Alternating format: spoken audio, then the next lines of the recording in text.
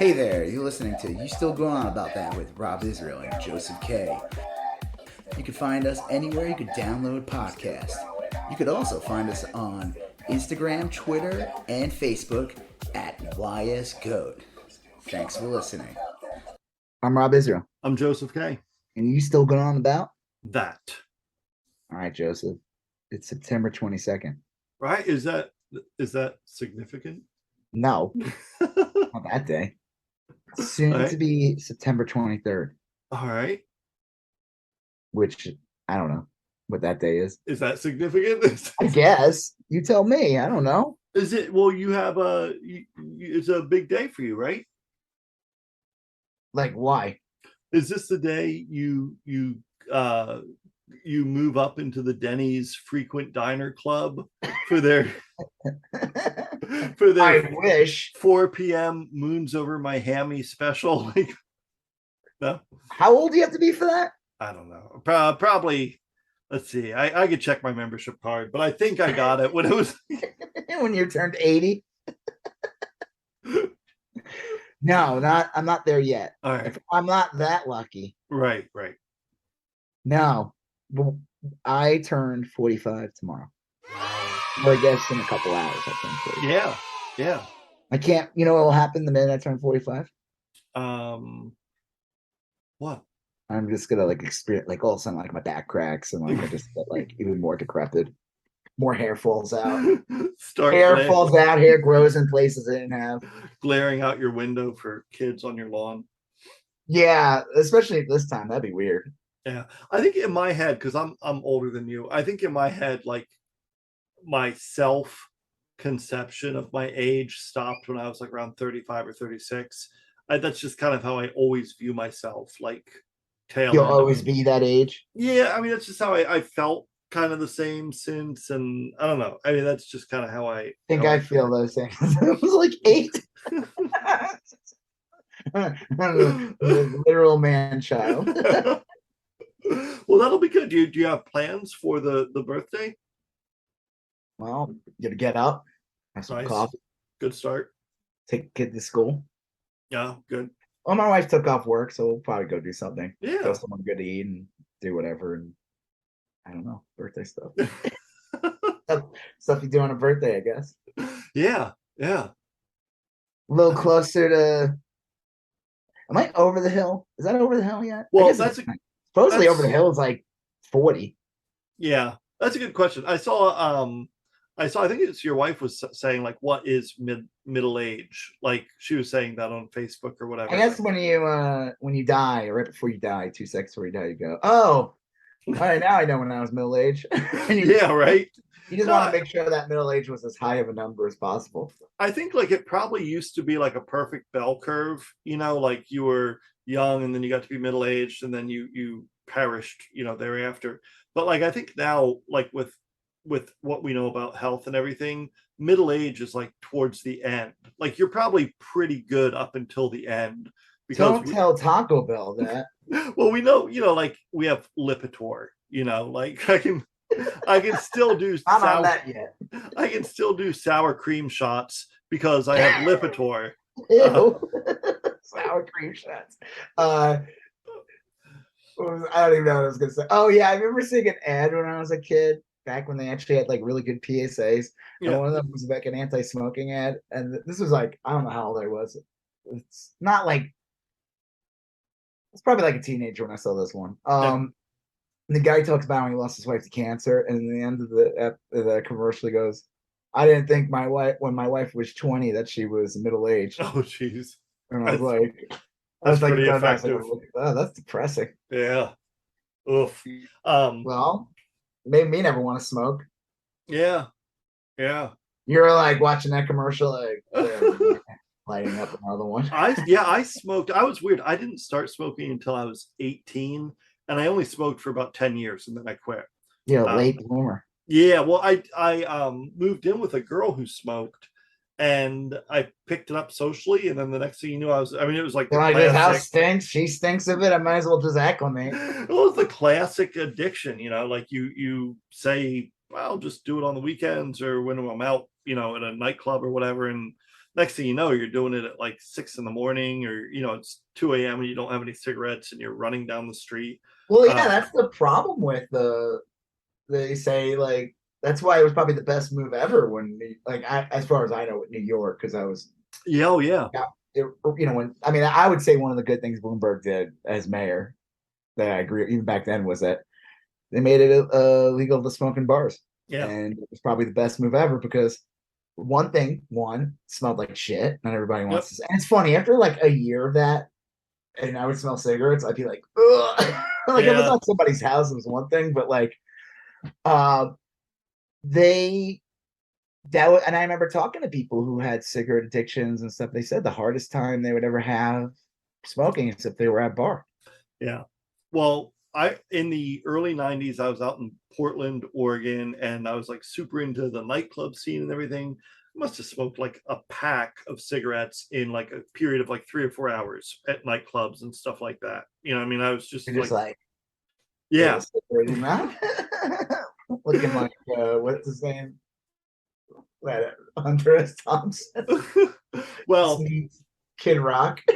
By the time I quit, they had started raising the price of cigarettes intentionally, taxing them to make people quit, and they started making it not legal to smoke in restaurants and bars and everything.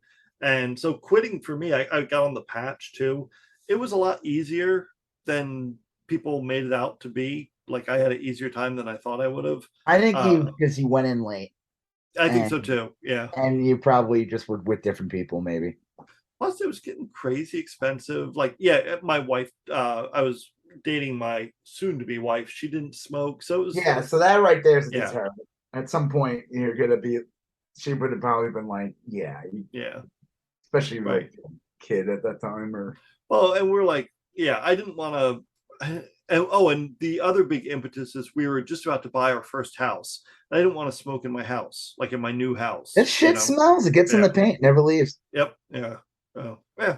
Oh well. So you have a birthday. I was trying to start a opium addiction, but we just got the house painted before we moved in, and I just really don't.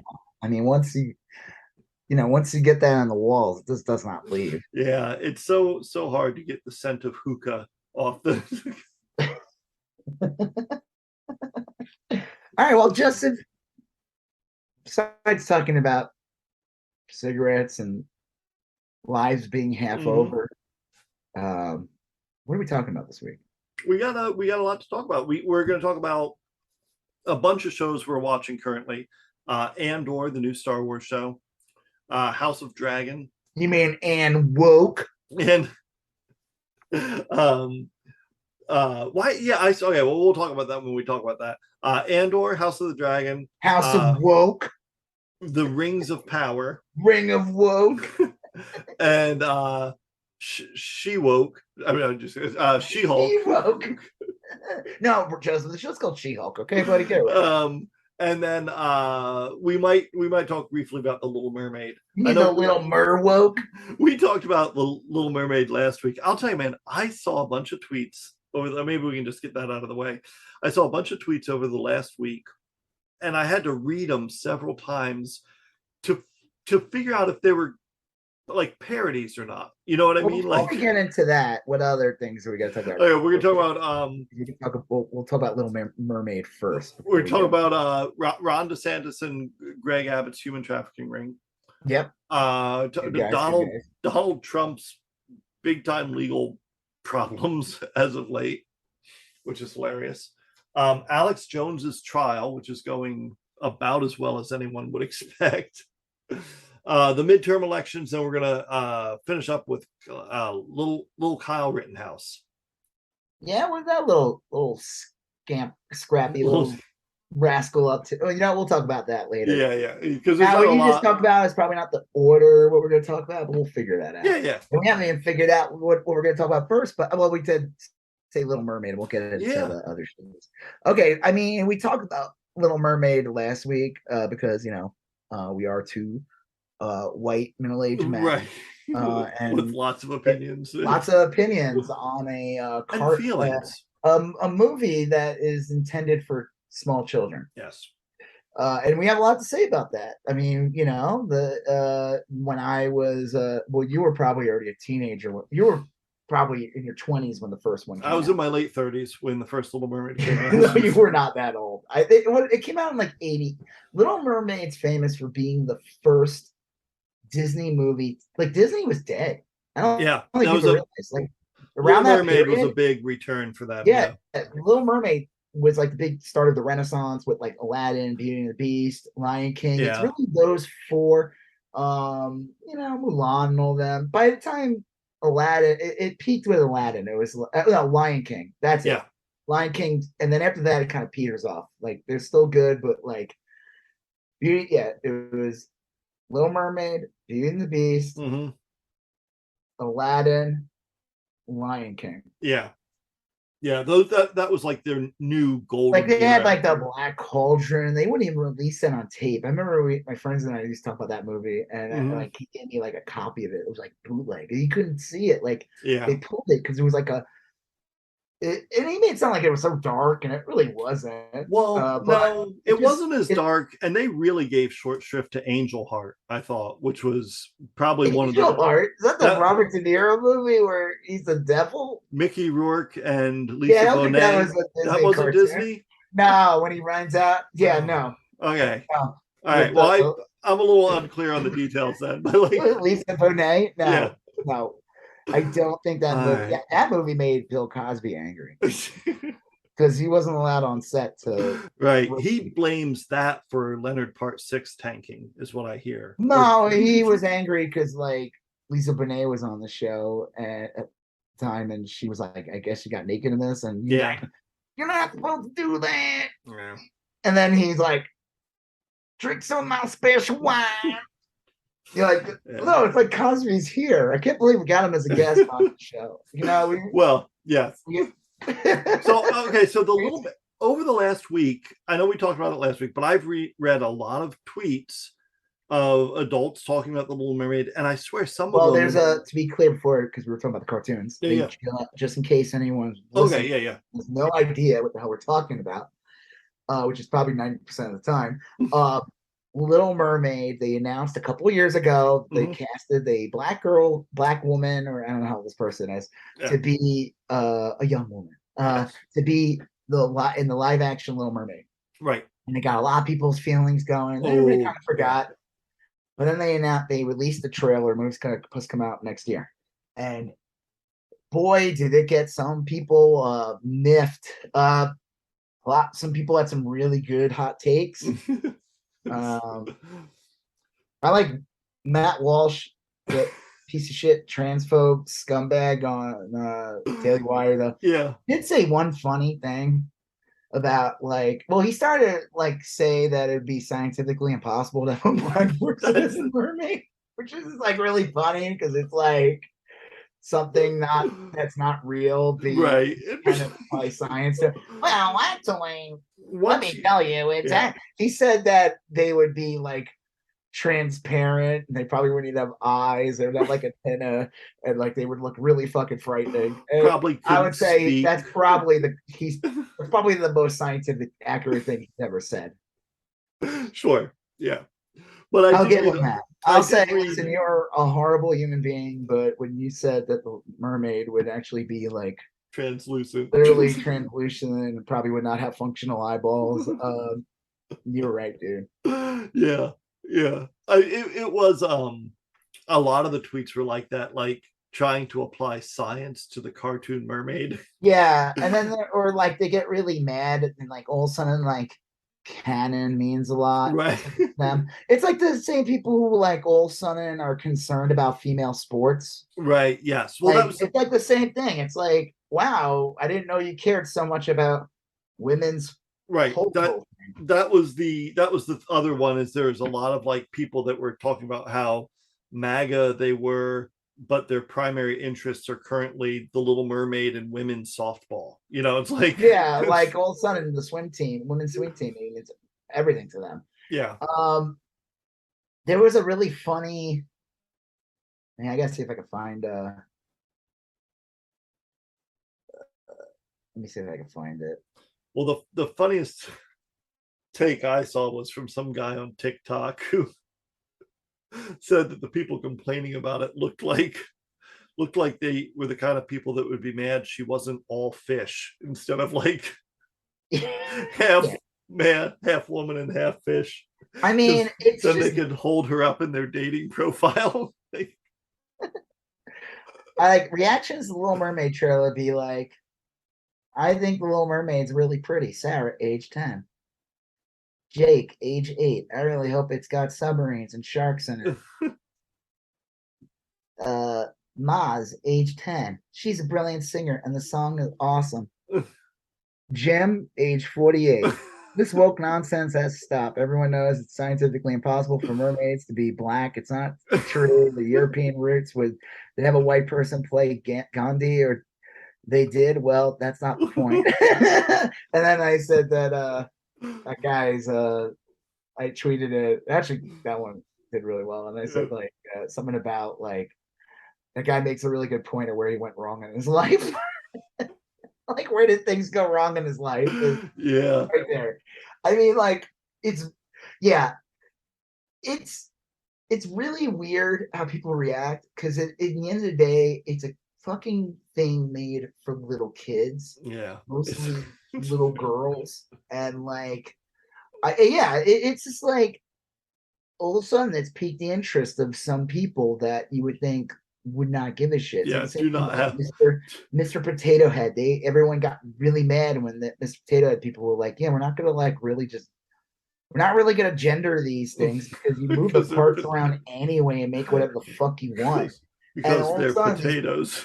All of a sudden these people who haven't like probably played with it or ever played with it in their life, like all of a sudden had big opinions on it. It was Is like, Mr. Potato Head a hot moving property still? I mean, it's a toy that like is on a shelf, and I would imagine at some point some kid has one in their life. They just do. They wake up one day and they're like, I have a Mr. Potato Head, and then like 2 years later it's missing. Yeah, I had a Mr. Like because your parents threw down the trash. It usually gradually misses parts until it's like all you have is the nose, and then or the potato, and then like the best thing is just put it in the fridge as a prank or something. Right. So actually, the best thing is I used to repurpose the appendages on real potatoes and like leave them in the cabinet or whatever. You know, that's what that was for, right? That was really? Potato Head was literally you used the potato and put the parts. You just plugged it into the potato, so you're basically wasting a potato. That makes a lot more sense. And then they realized, wait, we should actually sell like a potato, yeah, reusable. But that was the original Mr. Potato Head. Was Mr. Potato Dick. But yeah, I mean, anything else that you saw about Little Mermaid that like? No, it's really, it hasn't lost steam. I guess that's the thing that surprised me. There's still a lot of dudes real worked up over this. Well, yeah, there's been like a whole like just cluster with She-Hulk and like the leads having a little more female leads in the Lord of the Rings show, and even in Ring of Power, there's definitely like I don't feel like whatever. It's like it's just a big nexus of like woke to these people, and it's all clickbait a lot. I mean, there's people who are just like whatever, but then there's these dudes who just make a living selling bullshit. Well, I think that's a big part of it, and that's a big content driver. I like this one guy. We'll talk about this later with Andor, but there's this guy, I forgot the name of his show, and he just said straight up, he's like, I don't like the show. But here's the thing, I'm not going to talk about it. Like, I don't want to like bring toxicity of the show. I don't want people to think, oh, son, I'm an asshole. I don't want to like. I just personally didn't enjoy it, and I'm not going to do like highlighted episodes. He's like, I don't hate Star Wars. I'm excited about Ahsoka and all these others. This is just not for me. So I'm just gonna move on. I think he's lying though, because he'll see like the numbers on the episode, and all of a sudden a week later, well, let me tell you this about Andor. You know, I said I wasn't going to talk about it. However. Well, episode 7, I actually love the show. Or like it's just like it might just be worth just viewing the caption screens just to every week, see if he stuck to his Right. word. Yeah. That's a good one. Yeah. But at least he was like genuinely like he wasn't a dick about it. Just like, yeah, I don't like it. Like it's Yeah. just not for me, and I don't want to like be toxic about it. Actually there's stuff that I don't enjoy, and like I can appreciate it for what it is. It's just not necessarily for me. I feel that way a little bit about House of Dragon. I'm still not like super into the show. I mean, I love it. I don't know. I think out of all the, except for, well, I do enjoy She-Hulk. I'm like, you can't compare She-Hulk to the House of Dragon. yeah, they're different things. But out of these Andor, Dragon, Rings, She-Hulk, I really look forward to watching House of Dragon every week now. Yeah. Lord of the Rings, I'm still a little like whatever. I mean, I want to watch it, but I'm not like, oh, I gotta see it. Right. Andor, we'll get into that. And then She-Hulk is a must watch for me. I have to watch it. It's Marvel. I have to watch it. Yeah. I know it is. That's just me. I am gonna, and that's even Andor is the same. It's a Star Wars. I like a Star Wars. I will say why I didn't like it because it didn't feel like a Star Wars to me. And and then some asshole will come in and go, "Oh, do you need to have an ad show up?" Yeah, I kind of do because here's the thing, like when the problem is when you have sci-fi and there's so much shit out there. Yeah, there's a lot of sci-fi. I mean, the problem is even Marvel and Star Wars have a problem. They have to. There's a lot of space shit in Marvel stuff, and at some point, it's like, how do you make sure your Guardians of the Galaxy or Thor or any of your out of space shit doesn't end up looking like Star Wars and vice versa? And Fireflies and other things, the new Star Trek series, all these things start to get a little too. Then there's the Expanse. There's like so many. I haven't even listed. There's so many sci-fi properties shows, and this is also the problem with Lord of the Rings that I saw, because since like Lord of the Rings movies came out and Hobbit movie came out, there's been all these shows and stuff. Well, one you had Game of Thrones, which was like super iconic and changed like. But then you saw all these other fantasy shows. So it's like, what do you have to do to compete in the market or whatever without one repeating too much so that people get like, oh, this is too derivative of like previous work, or it ends up looking too much like other properties. And that's why I said I think Lord of the Rings has a big issue, because at some point it'll just end up looking like generic fantasy. It has to be these callbacks and elements. And my issue with Andor, at least in the first 2 episodes, was it did not. And I know someone will be like, I said it doesn't feel like Star Wars, and some people are like, that's a good thing. Well, no, I don't know if that's a good thing, because I'm watching a Star Wars. Like, I know it's funny. People fucking hated those bikes in the biker gang. I loved it. I thought it was great, and I think it fits in with Star Wars actually. Yeah, because it's quirky, but it still works in that world, and it makes sense that there'd be these like teen gangs. And I don't know, you might have saw the Droids cartoon. They literally took there's a biker gang type thing, the Droids cartoon, and they literally sifted them from that. But Andor just, like, if you notice, there's like really no. It isn't until like the 3rd episode that you feel like, okay, this is a Star Wars. Like, they barely even have like aliens in it. There's like that one guy who's threatening him, and then he has the big alien, and then Andor kind of talks to the dude. It's actually a really funny scene. And that alien's like, yeah, whatever. That was supposed to be that guy's muscle or something. A droid that looks like he's from the black hole. Yep. Yeah. I like Andor a whole bunch. I think one of the reasons I like it is that you kind of said, well, the first 2 episodes were a little slow and the 3rd episode picks up.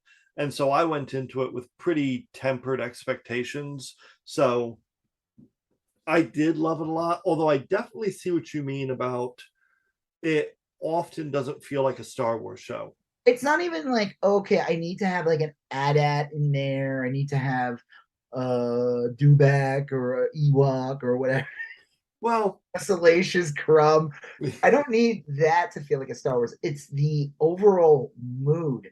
Because like the Mandalorian show is so good because it was able to like be almost like its original thing, introduce new characters and concepts, but then also feel like it's part of Star Wars. Yeah. And it's actually expanding Star Wars and making in a really good way.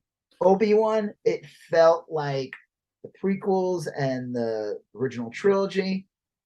Well, Obi-Wan also benefited from a lot of characters that we were familiar Well, with. yeah, Obi-Wan. Maybe that's a bad Leia example. and Yeah. I'll be honest with you, like Andor was not like my favorite character in Rogue One. So I always thought this was an odd show because I remember they've been working on the show forever. And they announced Andor when they announced Mandalorian. Yeah, wow, yeah. I don't know if they've been sitting on this a bit or they've just been working on it. It definitely it's a great looking show. It looks great. It is well done. It's well directed. The acting is decent. I just found it. Maybe I was like tired when I watched it. Maybe I might want to rewatch. Maybe I'll probably rewatch it before the 4th episode airs. My other big complaint is instead of it being 3 episodes, yeah, it should have been 1 episode. Because the first and second episode kind of just like end. They don't have great cliffhangers. They don't really. That second one has like no cliffhanger really. The second one it's real hard to justify the second one being an episode. Like, yeah, I would have smushed the first 2 together or made the second one and the third one a single one. I mean, like, it just seemed like an arbitrary way to cut up the story, you know. It was like, I mean, like, I don't know. I get it. Like, they want to like advertise, be like, we have 3 episode premiere, right. Tune in, and then there's like 6 more, which is, it's kind of cool. There's a lot of episodes, I know, but I don't know, man. I'm like, what, the 4th episode is just gonna be this like weird 20-minute episode, or it's like, yeah, it gets cut off in the middle of the sentence, and you're like, okay, I guess I'll wait till next week for. The last episode was really good. Yep, real good. What's this great in it? Skarsgård, or whatever his name is, the father of the other actors. He played the Baron in Dune recently. Yep. He's in the Thor movies. This guy's been he's like the douchebag professor in what is that? How about Them Apples, the movie? Okay. That's not the name of the movie. You're not talking about Good Will Hunting, right? Yes. Yeah. He's like the snobby. Who wears, that's like, right. Yeah. Scarf. Yeah. And Robin Williams is like the like beat you up with poetry or something. I like Andor a lot. It does remind me a lot of Blade Runner. Yeah, it did. Yeah, it was good. I mean, like I said, it gets to a point where I guess I see what you want to do here, not you, but like what they want to do here, and they want to like, people are calling it like adult Star Wars. I'm like, I hate that. Like, come on, what does that even mean? Yeah. Adult Star Wars, like it has no humor in it. Like, well, that's a good point. There's very little humor in it. There's like almost no humor in it. Yeah, there really isn't. Come to think of it. That's the other thing too. Like I said, I think it would have worked better as a long, like an hour and 10-minute episode. I think it would have worked better. Yeah. But then like, why not introduce working? I mean, like Mon Mothma is supposed to be a really big part of the show. They even got Forrest Whitaker to come back and play that guy again. Yeah. I don't know. I don't have any expectations for this show anymore. I didn't have any, honestly, to begin with. I didn't really go in wanting to hate it, and like I said, I don't hate it. I don't know. I kind of avoided like the typical troll reactions to it. Most of the reactions I saw were either people outright loved it, or they thought it was boring. Yeah. And I feel like the people who like outright loved it, those are the same people who like will fuck with people to be like, oh yeah, Last Jedi is the best Star Wars movie. I'm just like, yeah, that could be. I liked it a lot. I didn't love it, but I'm real excited. Like, hey, don't let me harsh your buzz or whatever. No. Yeah, I liked it a lot. I just think that I went into it with like the exact right expectation to come away pretty happy with it, and I'm curious to see where it goes. I mean, the ending was good. The action sequence, I like those big like pillars that were just like smashing people. I will say there's a good story arc with that one. Okay, so there's like this company, but they're really part of the Empire. They're kind of like an offshoot, like a subcontractor. yeah, subcontractors, but they deal with the Empire. So it's like a weird, and they're like the proxy bad guys in the first Right. 3 episodes. Like Andor goes to like this brothel in the first episode, and there's these douchebags, and then they end up picking a fight with him, and he fucking just spoilers. He ends up killing them, Yeah. and then Well, later accidentally on, kills one. yeah, no, he kills both of them. Yeah, but He- he he- the first one he killed accidentally, and Yeah. then he's like, "Well, I got to kill the second one." Yeah, the other guy's like, no, me and you'll like we'll be okay Right. about this. We'll pretend. And he was like, yeah, right. And he just shot him and killed him. And then like I guess there was known that those guys were killed in the company. And there's this guy who's kind of like there's the high chain of command guy, Mhm. the guy who runs things, and there's like the guy who's clearly like next in line or whatever, his protege. And he wants to investigate, and the guy's literally like, no, Right. just move on. Like, this is a He's like, "This is something I like to call like a misadventure or something." He's like, "We're not gonna." These guys were he knows these guys were dicks Yeah. too, and they were at a brothel. It's not like he's like, let's just like move on from this. And Yeah. Well, he honestly, even says like, "Let's give them a good story and make it look like they weren't douchebags on the take, and that'll be the end of it." You yeah. know? But But then he, of course, the old classic, well, I gotta go now, so I'm gonna leave it up to you. yeah. And then as he leaves, there's that other guy who I don't know what his deal is, like his opportunity. Maybe he's like, I'll get this guy in charge, but I'll be like really running the show or something.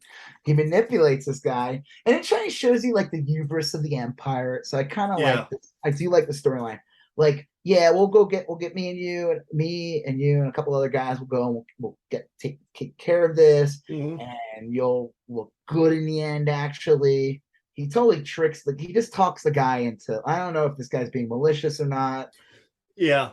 But he's clearly talks it up, makes this guy feel like, oh yeah, this is gonna be like an easy 1, 2, 3. We shouldn't ignore this. We need to like this. And he gets like half his men killed in the process. Yeah, Andor ends up fucking them all up, and then at the end of the episode, the guy's like, they're both like, what? So it's kind of like a cool little like, because it's still like pre-rebellion. Yeah, there's not 100% rebellion yet, right? So it is kind of like a cool little like, kind of, and it's like that with anything around history. Basically, like their arrogance. Yeah, their arrogance is their greatest. Their hubris is their downfall. In episode 3, they do a really good job of doing that. When the guy, what is the guy's name? Skarsgård.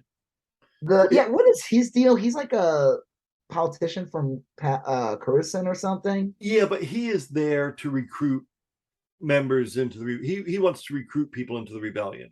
Yeah, and he comes there and he's like, look, I came here to buy this star map or whatever, and Starfield map, but what I'm really here for is to see if you want to join us. You want to come with me because we need people that can do what you do.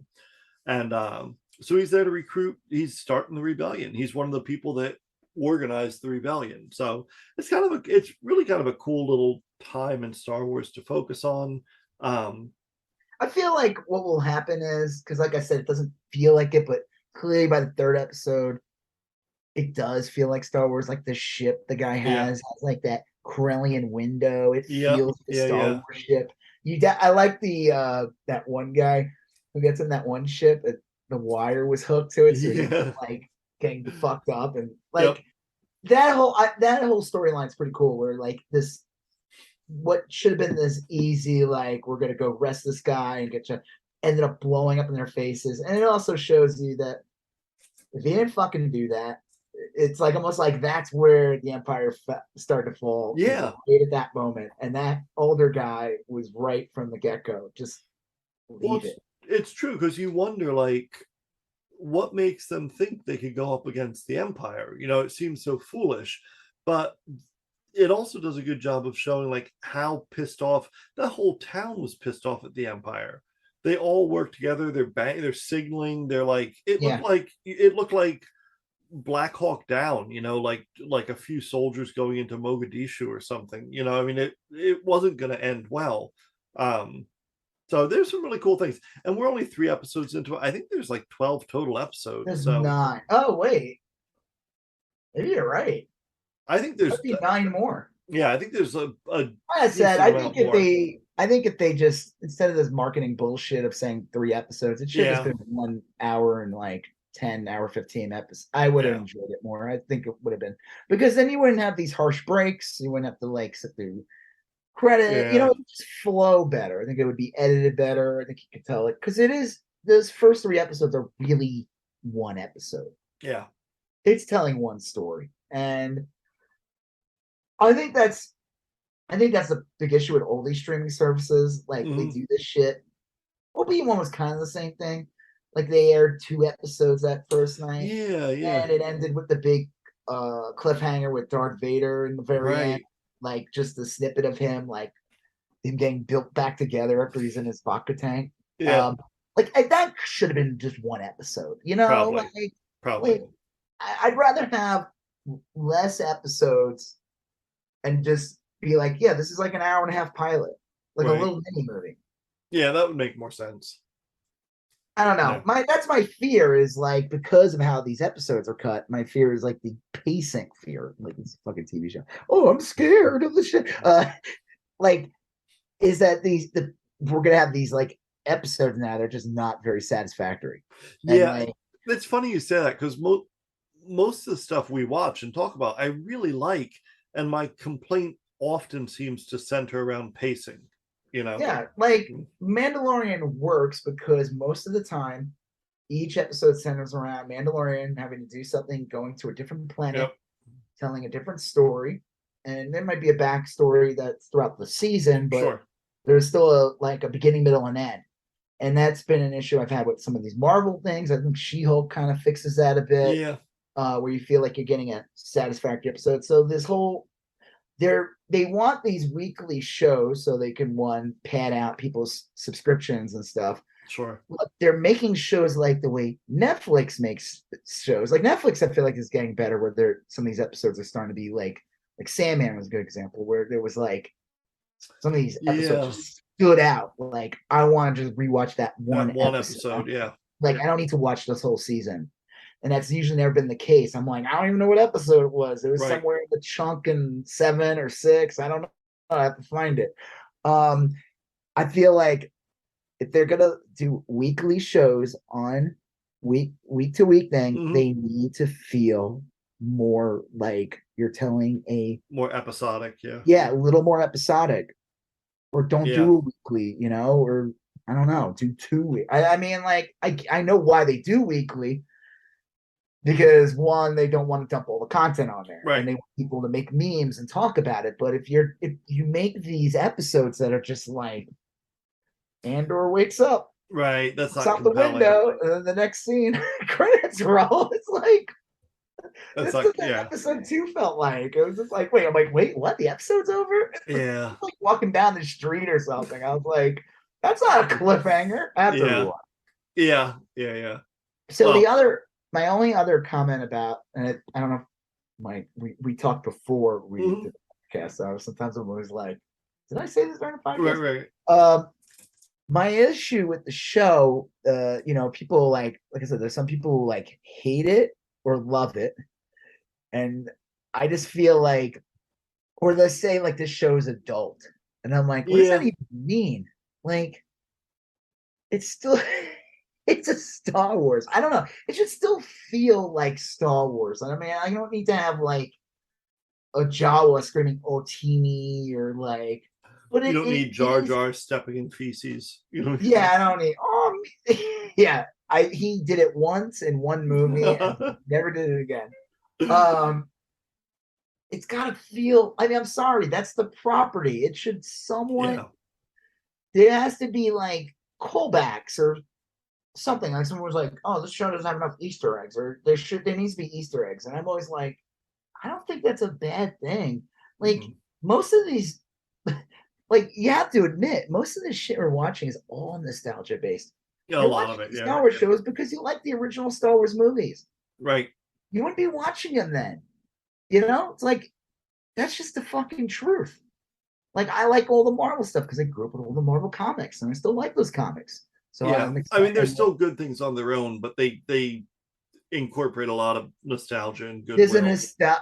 there's so much of that, Yeah, and at least for me, because of like, you know, I guess the big issue is how do you get new people that are not really familiar, didn't grow up with it, it didn't mean that was like the main goal, like Force Awakens was like, how do we get, you know, Disney just paid $4 billion for this property. How do we get people, new young people, to be excited? yeah, a new One, they get generation. their parents to be excited, and the parents will go out and buy all the toys for their kids and use their kids as an excuse to buy all the Right. toys. Well, Daddy, yeah. what is that? This is my BB-8. Get your own. Yeah, yeah. I don't know. Well, we'll see. I'm curious to where it goes. I'm excited as to where it's going. I like the actor a lot, Diego Luna. Yeah, I didn't care for Rogue One that much. I think that's the other problem. Like it looks and feels like Rogue One, It which does a lot.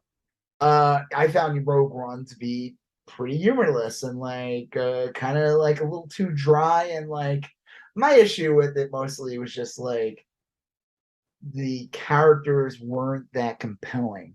Yeah. I didn't mind. I remember someone like complained and said like it was too many callbacks in that. Like it's supposed to be the Star Wars movie that takes place before the first Star Wars. Of course, you're gonna have TIE You're gonna fighters have some, yeah. and stormtroopers. It's literally supposed to take place like a day before New Hope. Yeah. That any other thing would not have made sense. So I don't know. We'll see what happens. Maybe I'll like it. I do find it to be a little too dry. it is humorless. I don't mean it quite that way, but it does not have a lot of The humor robot's kind of cool. Mm-hmm. It looks like literally came out of Black Hole. Yeah, looks like Bob. POV. Yeah. Black Hole, just anyone was wondering, that was a Disney's attempt at making a Star Wars movie back in like 1980. Yeah. Being this really bizarre, very dark, very like sci-fi heavy, I guess. 1979, yeah. Like it ended up like, okay, Star Wars was this like adventure action film / Western that borrowed things from themes and stuff that people understood. It told a very solid basic story. Yep. With a hero's journey. And then Black Hole, I don't even know. I don't think I remember the full story, but it's like got a super twisted, dark ending. Oh yeah. It's pacing is slow as shit, and it came from Disney. It's like super weird. Yeah, I remember they for months they serialized it in a comic strip, and they would run that in the Sunday papers. And then afterwards, I went and saw the movie. It was real terrifying. It was like super weird religious at the end too. And it was very slow and ponderous and thinky. You know, how much cocaine do you think the CEO of Disney? Oh man, I don't know. Script of that movie. It's real stunning that that's what they chose to go with. But you're right. That was the height of Star Wars popularity. Well, that's when all the copycats happened. I mean, the joke is the only reason why there's a Star Trek movie was because of the success of Star Wars, or at least if they were working on it, definitely made sure that Star Trek came out quicker than later. Sure. To get yeah, but everyone always makes jokes and says that since Disney bought Star Wars, they're just trying slowly to like work in some black hole design. Yeah. Well, like this may be the one. was considered an example, and then this new one just looks straight up like Bob. Yeah, for sure. Which isn't bad. I always like their designs. They're a little goofy looking. I don't know what else to say about it. I mean, maybe Jabba the Hutt will show up. Yeah, I mean, there's not a lot of aliens in this. It's a little too human. Yeah. There are some. I do like the bar. I like the brothel he went to. Yep. Didn't have Jessica Biel in it. I was very upset. Or no, Jennifer Biel. Sorry. Oh, that's right. Yeah. I don't know. I think that as the show goes on, I think one of the things they're showing now is that he's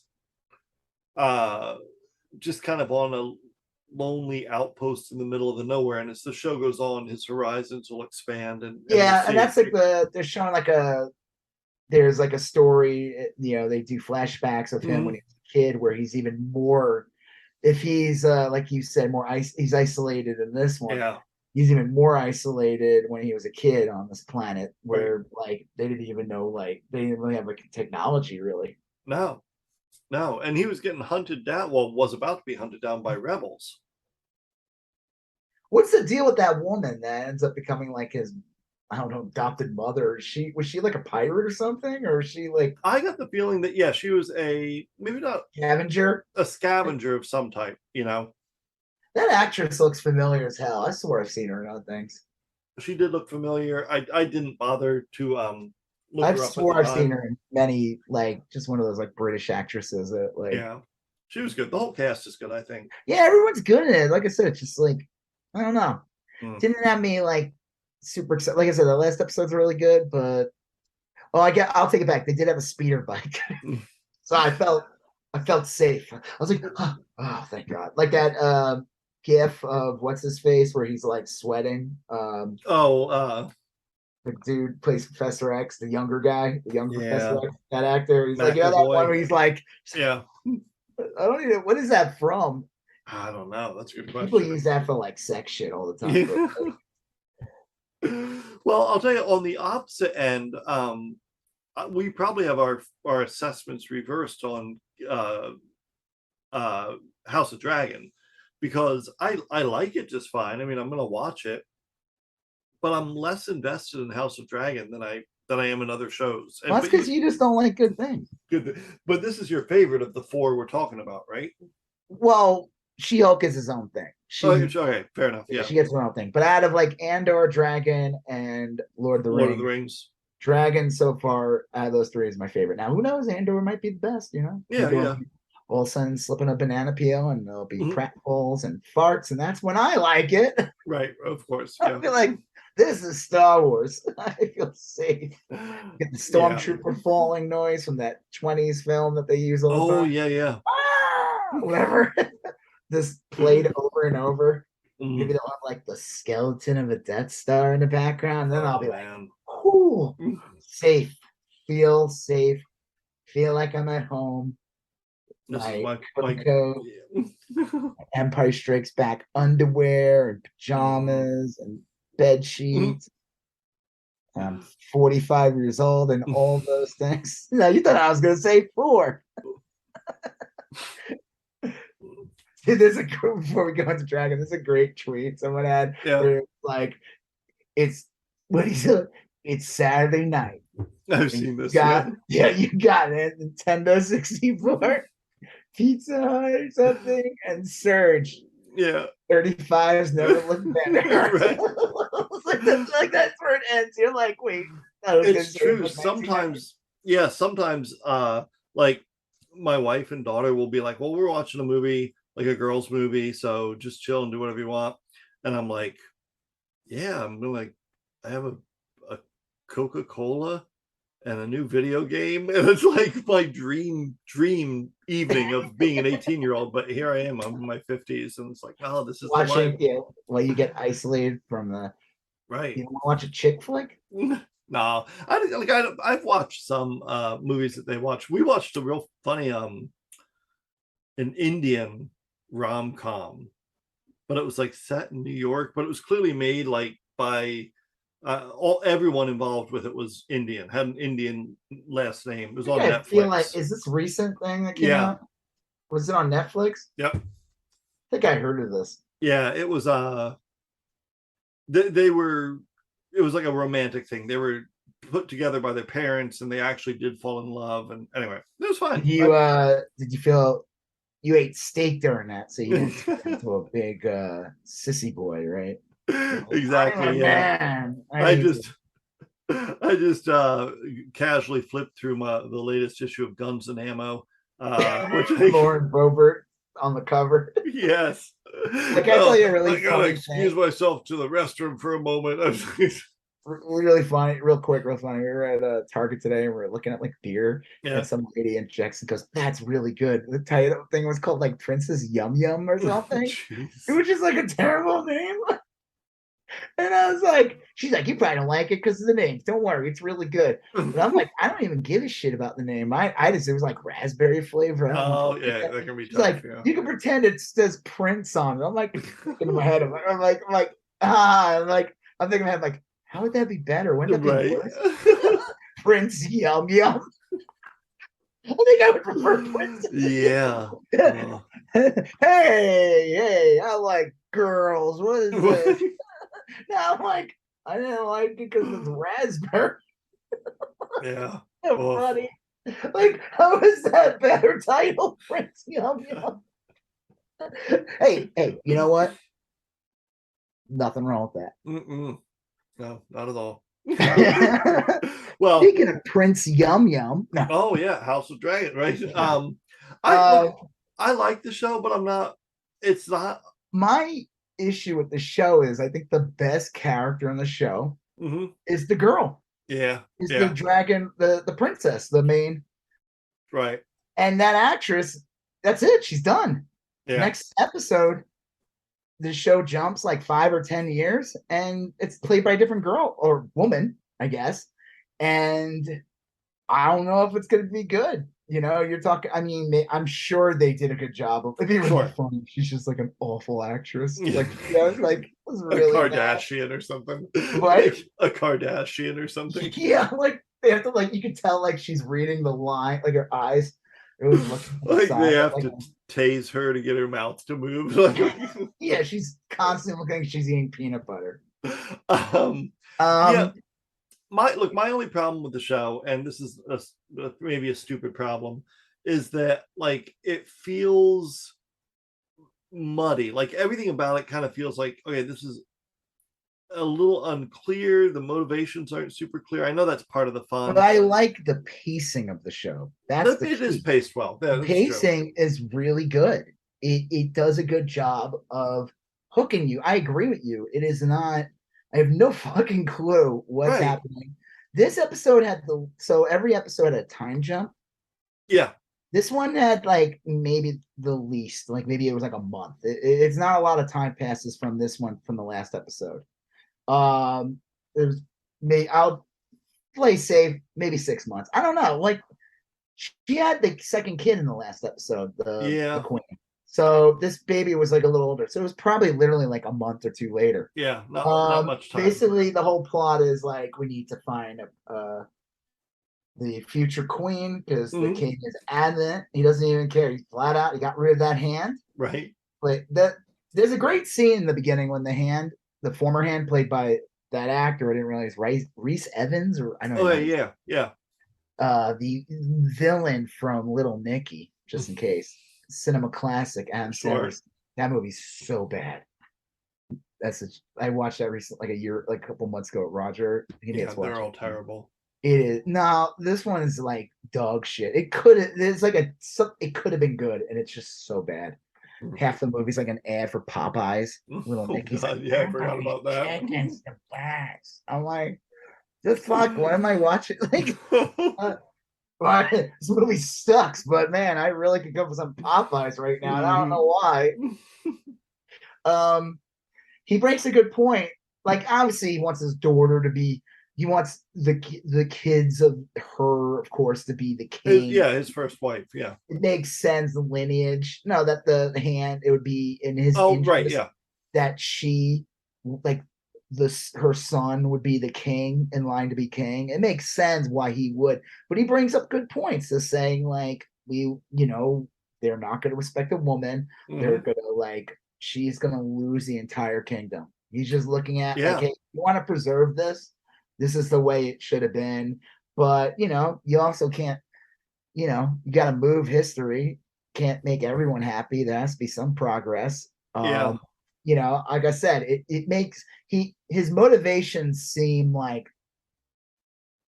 they seem legit. Like he makes good points, but at the same time, it's like, of course he would want his heir to be so they're trying. The whole plot is like the king's taking his daughter to get married so they can, it just has to be done. And I forgot the name of this family. It's basically like the woman who's the queen, who never was she's like the king's cousin, I guess. I thought it was her sister, but it's his cousin. And she married, I forgot what their name is. Jeez. But he was like the one who was kind of working with Matt Smith. Like he got mad at the king and then kind of went, I guess they kind of, I don't know. I like when he says like, well, by tradition, the woman will take our name, but then he's like, he puts in a stamp saying, yeah, well, their kid will be a Targaryen. Sorry. Like the dragons will ride another 100 years, he says, or something.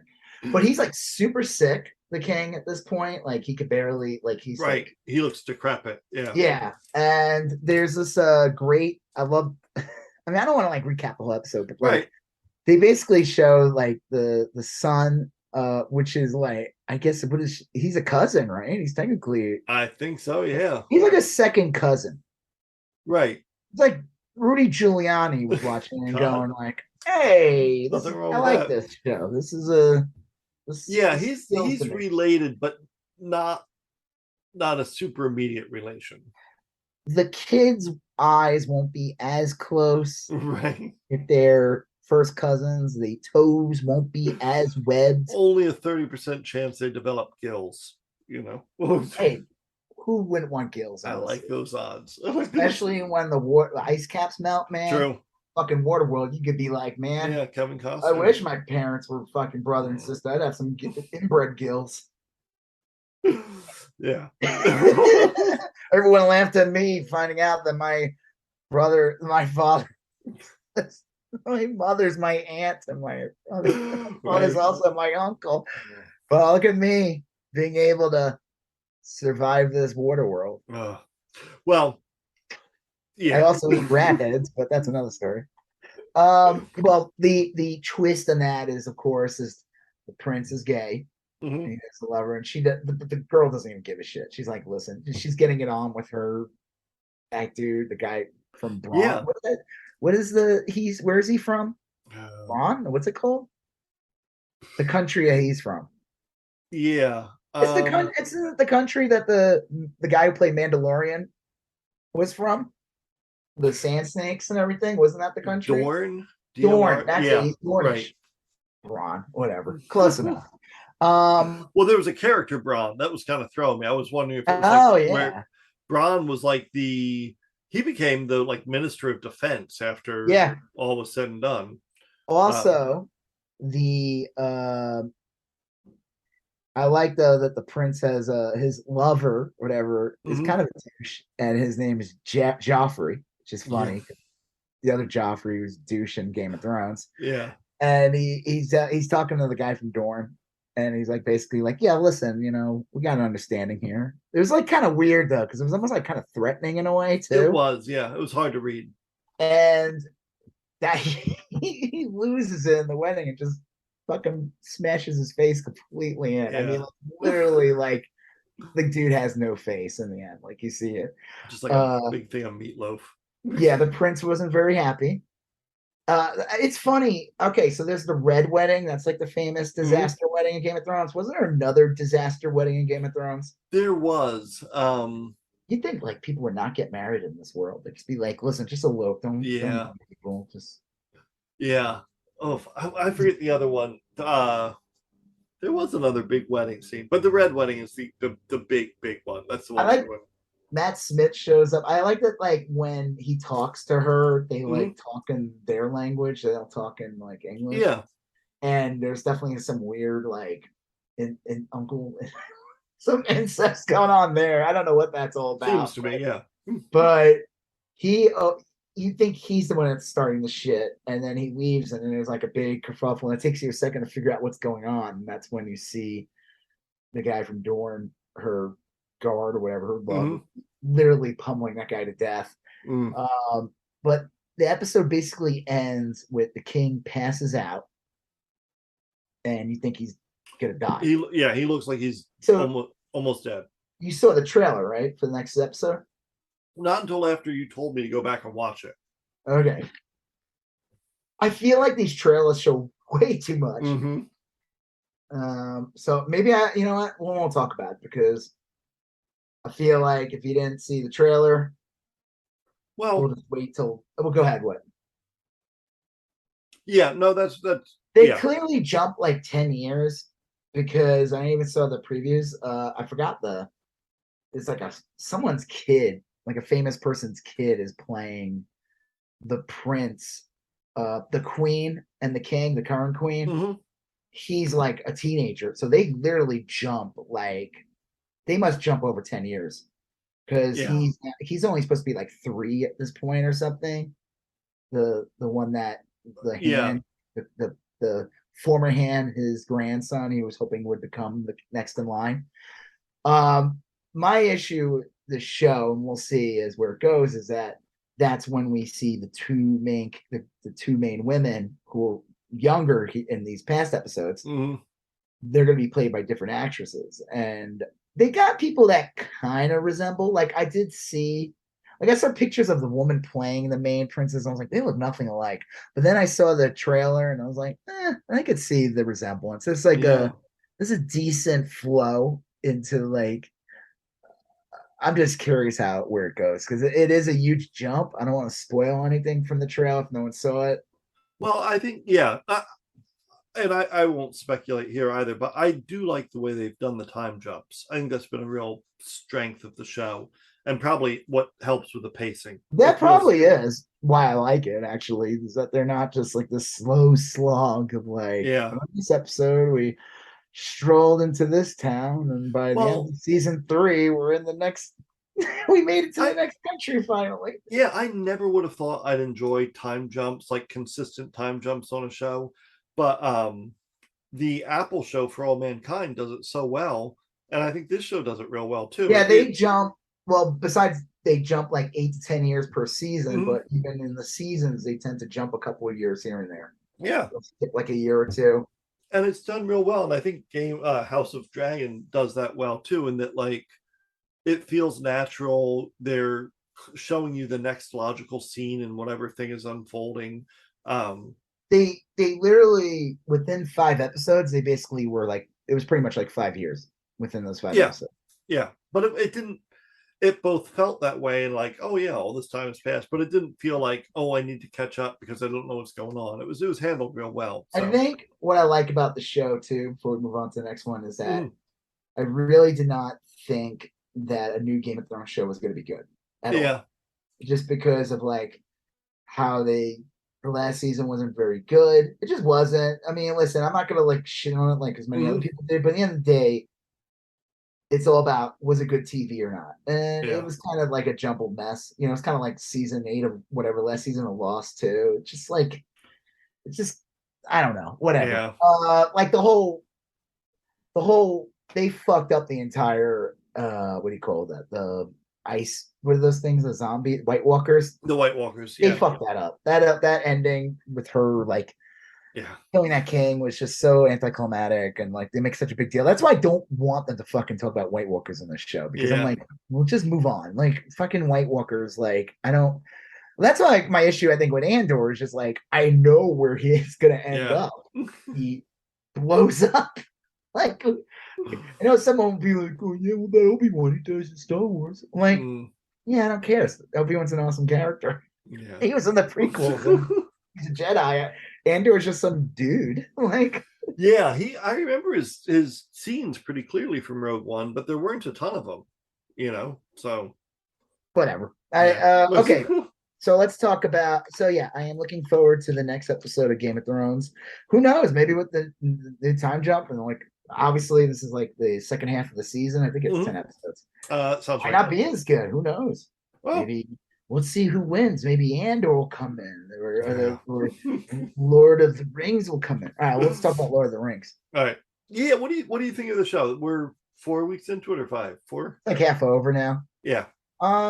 It's fine. Like I said, I don't think it's anywhere near as good as Game of Thrones. I think I think the problem with the show is there's been so many, like Lord of the Rings. What makes Lord of the Rings work was the stories from the books and the ring and the hobbits and like the the whole like we got to get the ring to the mountain and like whatever. It's just it's done well. I mean, yeah, you could break it down and belittle it by just saying, why don't you just get Gandalf, just get the eagle to fly us to just drop a fucking ring in the lava.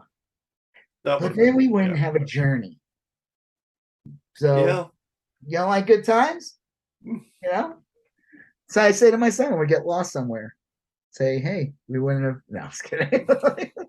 Google Maps wasn't working. Sure. I don't know. I don't know what to think about it. What about you? I know you love it. I like it a whole lot. What did you say? Because you're a big fan of diversity. I said what? You said you're a big fan of diversity. I'm like, yeah. Even though Game of Thrones is very diverse.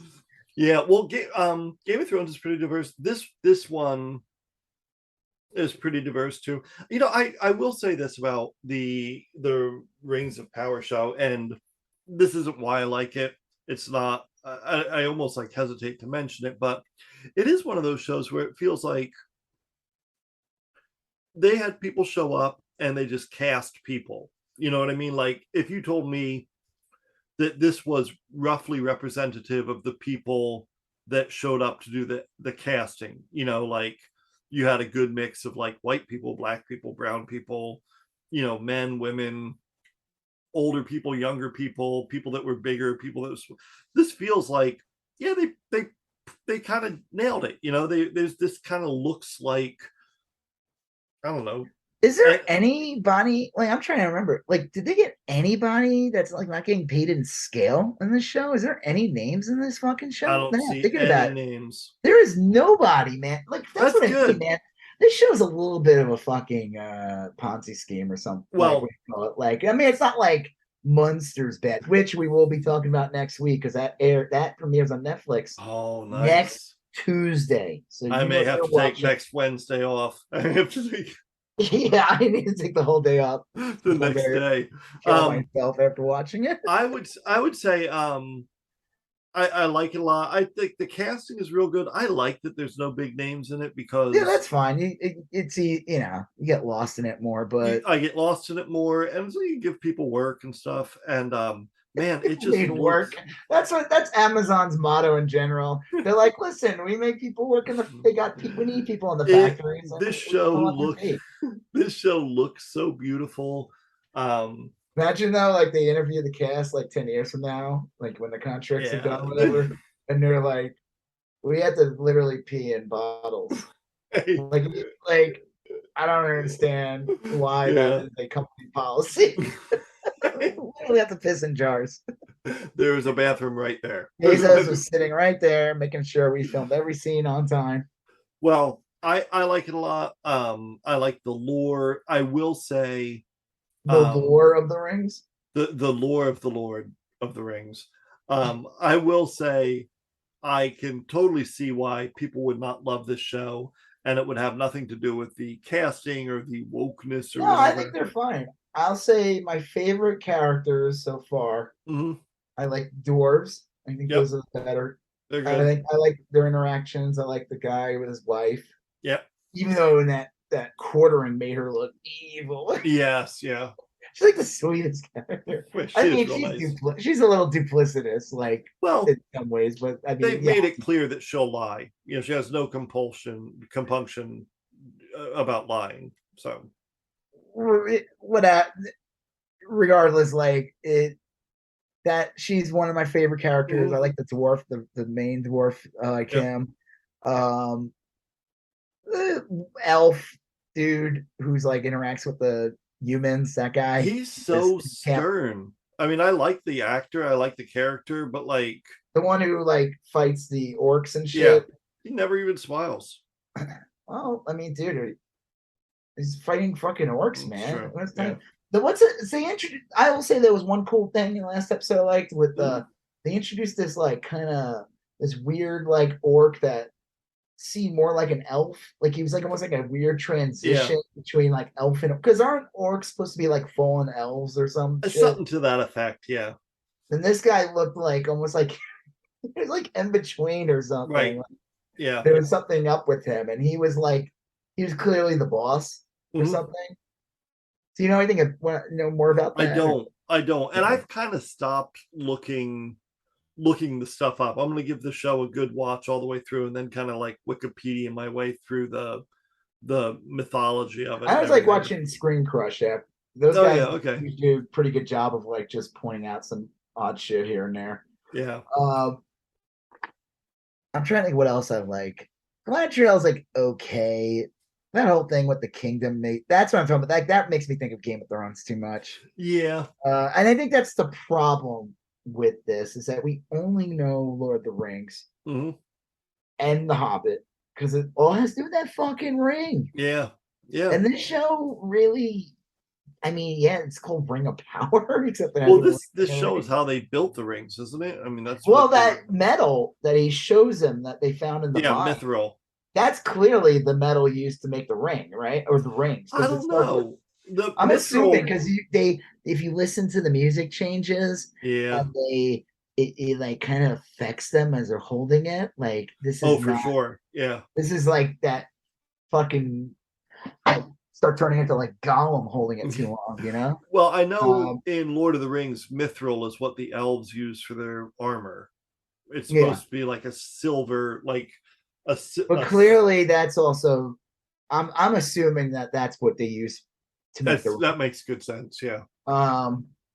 The thing with the kid with that sword's kind of interesting. Yeah. Kid's like whatever. I don't really care for his character. The mom's okay. His mom, I guess. Yeah, I like her. A hot mom. She is, yeah. And then there's like they show people like in that kingdom, like that woman, I think, is an elf. The one who like kind of hides her ears. Oh. She was like, I don't know what her deal was. She was like a new character in the last episode. Yeah.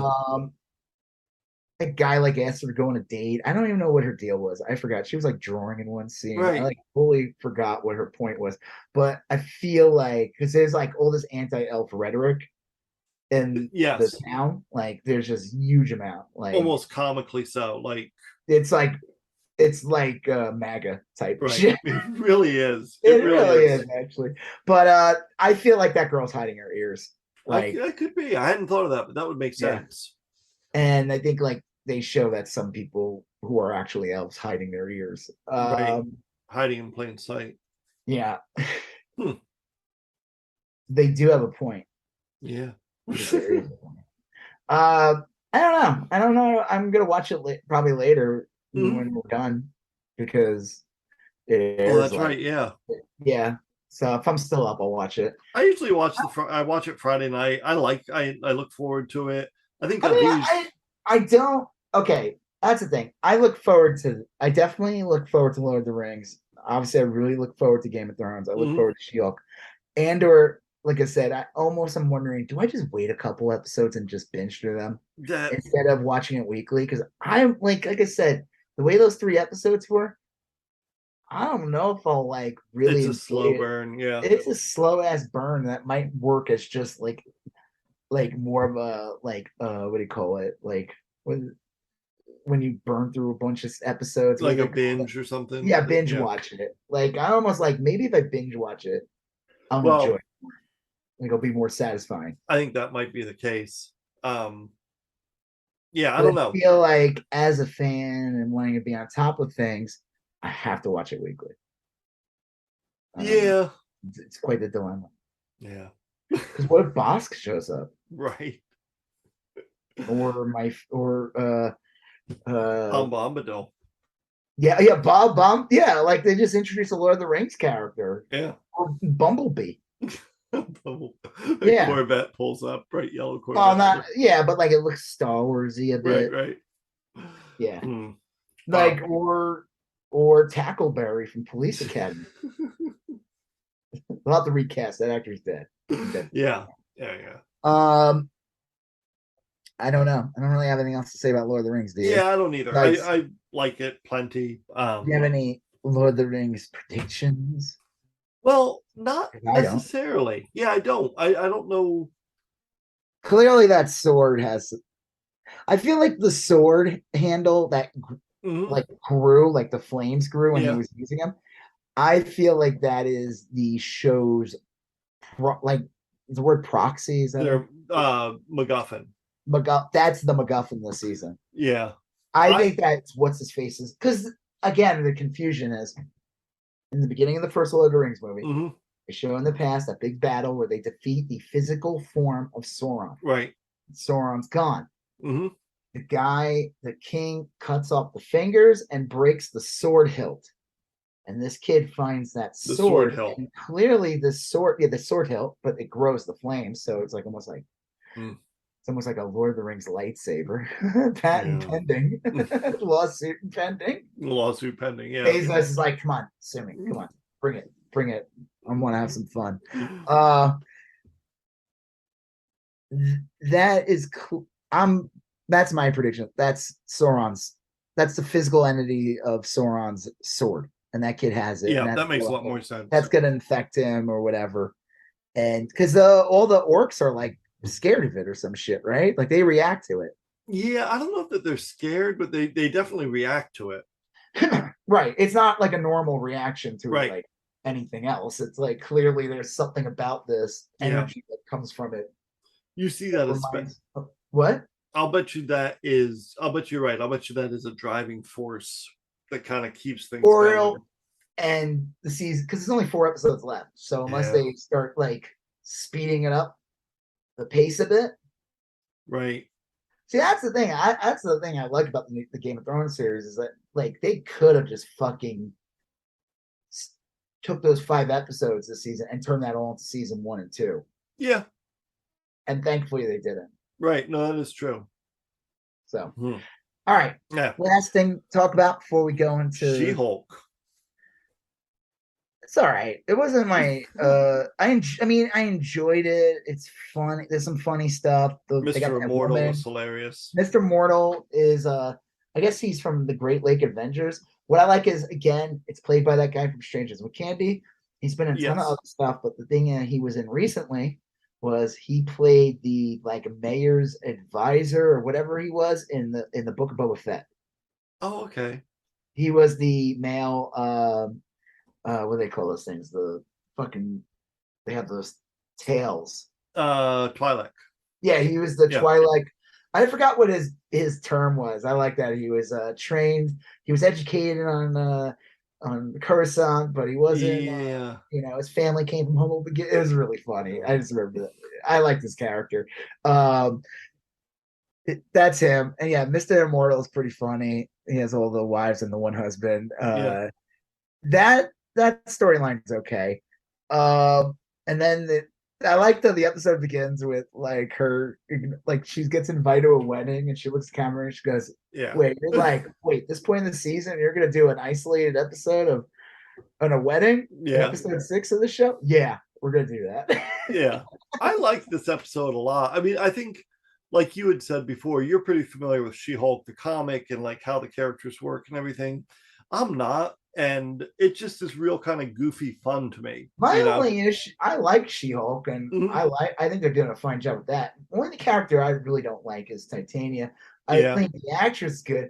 They're just making her too much of a goofy character. Right. Like she is supposed to be like She-Hulk's like that's a joke. Like the Abomination, who was in this episode. Titania is supposed to be like She-Hulk's Abomination. Like she's supposed to be like the Abomination's like Hulk's like physical match, and like there's like Titania is supposed to be like a real physical threat to She-Hulk. I mean, like She-Hulk always ends up winning or whatever, but I feel like they're just making her too goofy. Like she seems very cartoonish. I get it. Like if anyone's like, I mean, Titania is a convoluted comic like character. It's like Doctor Doom basically gives her the powers, and it's part of the Secret Wars comic, so it's very convoluted to like try to do that. It's not like she's like that. They showed over the past they've developed her more, and there's like some mirroring of her and Jennifer Walters where they're both kind of like mousy women. But I just think they, especially in this episode, they made her less of a threat. Like I liked her in the first episode when she just breaks in. She just looked more threatening. Like she had that ridiculous outfit with like the fucking what are those things called? The ruffles or what is that? Ruffles, right? No. Tassels. Yeah. Okay. That's it. Great. And she just seemed more threatening, but now she's just like this Kind of a clown. social, yeah, kind of a goofy clown character. I do like though that she needs to have her teeth fixed, and that I do like those She-Hulk the courtroom drawings in the Yeah, end. those are good. Like, Those are they'll good. show a couple of like updates, and like the Donnie Blaze episode, they do show that he did dump him in the mirror dimension, or like in the last episode, that one dude who works in the law firm, they were showing all his shoes, and dude, people fucking freaked out over that because Deadpool was in there. All these like X-Men, like people were like, because he had all the shoes and it was supposed to be like the Marvel sneakers. Right. And I like that she's getting her veneers fixed, and Yep. I don't know. I just feel like they need to do something to make her an actual real threat. I think at this point she's kind of a joke. That's my only real issue. I feel like She-Hulk looked really good in the first episode. I don't think she looked good in this episode. Like when she shows up in the party in the dress, she looks good. But like when she's fighting Titania and stuff, I don't know. It's like weird. The effects are like, it doesn't, like, I don't care. It's a fucking show on Disney Plus. Right. This is not a fucking $200 million movie. And it's not like intricately interwound with the other Marvel properties. I'm sure there could be some overlap, but it's not like I need this show to explain to me what's going on in some other movie. Yeah. But I'm just talking about the effects wise. Oh, okay, yeah. I'm saying that like the fact that it looks that good and it's just a TV, like a streaming show. Now the joke is, if they want, they could always go back and add a patch and make the show look better. Yeah. They probably will at some point. And you wouldn't even know it. They'll just do it, and you put it on one day, and all of a sudden She-Hulk just looks a little better. But I think it's all about the lighting. It really is. It's all about the lighting. Could be. Like the plot, it's just stupid. The woman's kind of funny. The one from all those I think you should leave. Yeah, she's in a couple of those skits. She was in that show Shrill. She's been popping up here in a lot of stuff, so it was kind of funny to see her in this. Yeah, well, I saw her and I was like, I know this actress, and it took me probably about 5 minutes before I realized she was the one from I think you should leave, yelling at Eddie Munster and his tables and stuff. And the convention, she's great in that skit. But she also you're right. Like on a driver's ed video or something. Yeah, that was the driver's ed video. Yeah. Oh, was that? Yeah. That was the one. Oh, okay. She kept getting in car crashes because she was on the phone complaining about Eddie Munster or Freddy Krueger wrecking her tables at conventions. Yeah. Well, you don't realize until the end because all the kids are like, "What is her job?" And like the driver's ed teacher doesn't want to say it. He's like, "Tables. She does tables." Like at conventions. Yeah. Setting up the tables for signing. Right. Gotta treat the talent well. Yeah. It's like, fuck you, Doug. I'm having a bad day. Yeah. I don't know. I thought it was kind of stupid though when she's like, "You can't be She-Hulk in the wedding." It was so contrived, but like this was supposed to be that kind of show, right? The best looking up, I think, this was what we call a bottle episode. Yeah, for sure. I mean, there's still some major effects scenes like Mr. Miracle, falling 200 feet or whatever into a crashed car, and then like just being fine. He's clearly immortal. I'll say the best looking episodes were the first 4. The first one with the Hulk, obviously. Well, the first one looked like it almost could have been a movie. I mean, it was really good. And then the Wong episode with Madison. Yeah, with the demons. That looked also great. a great one. Yeah, that's to me. I like the first one just because the Hulk's in it and it's an origin. But right now, the best episode is the 4th one.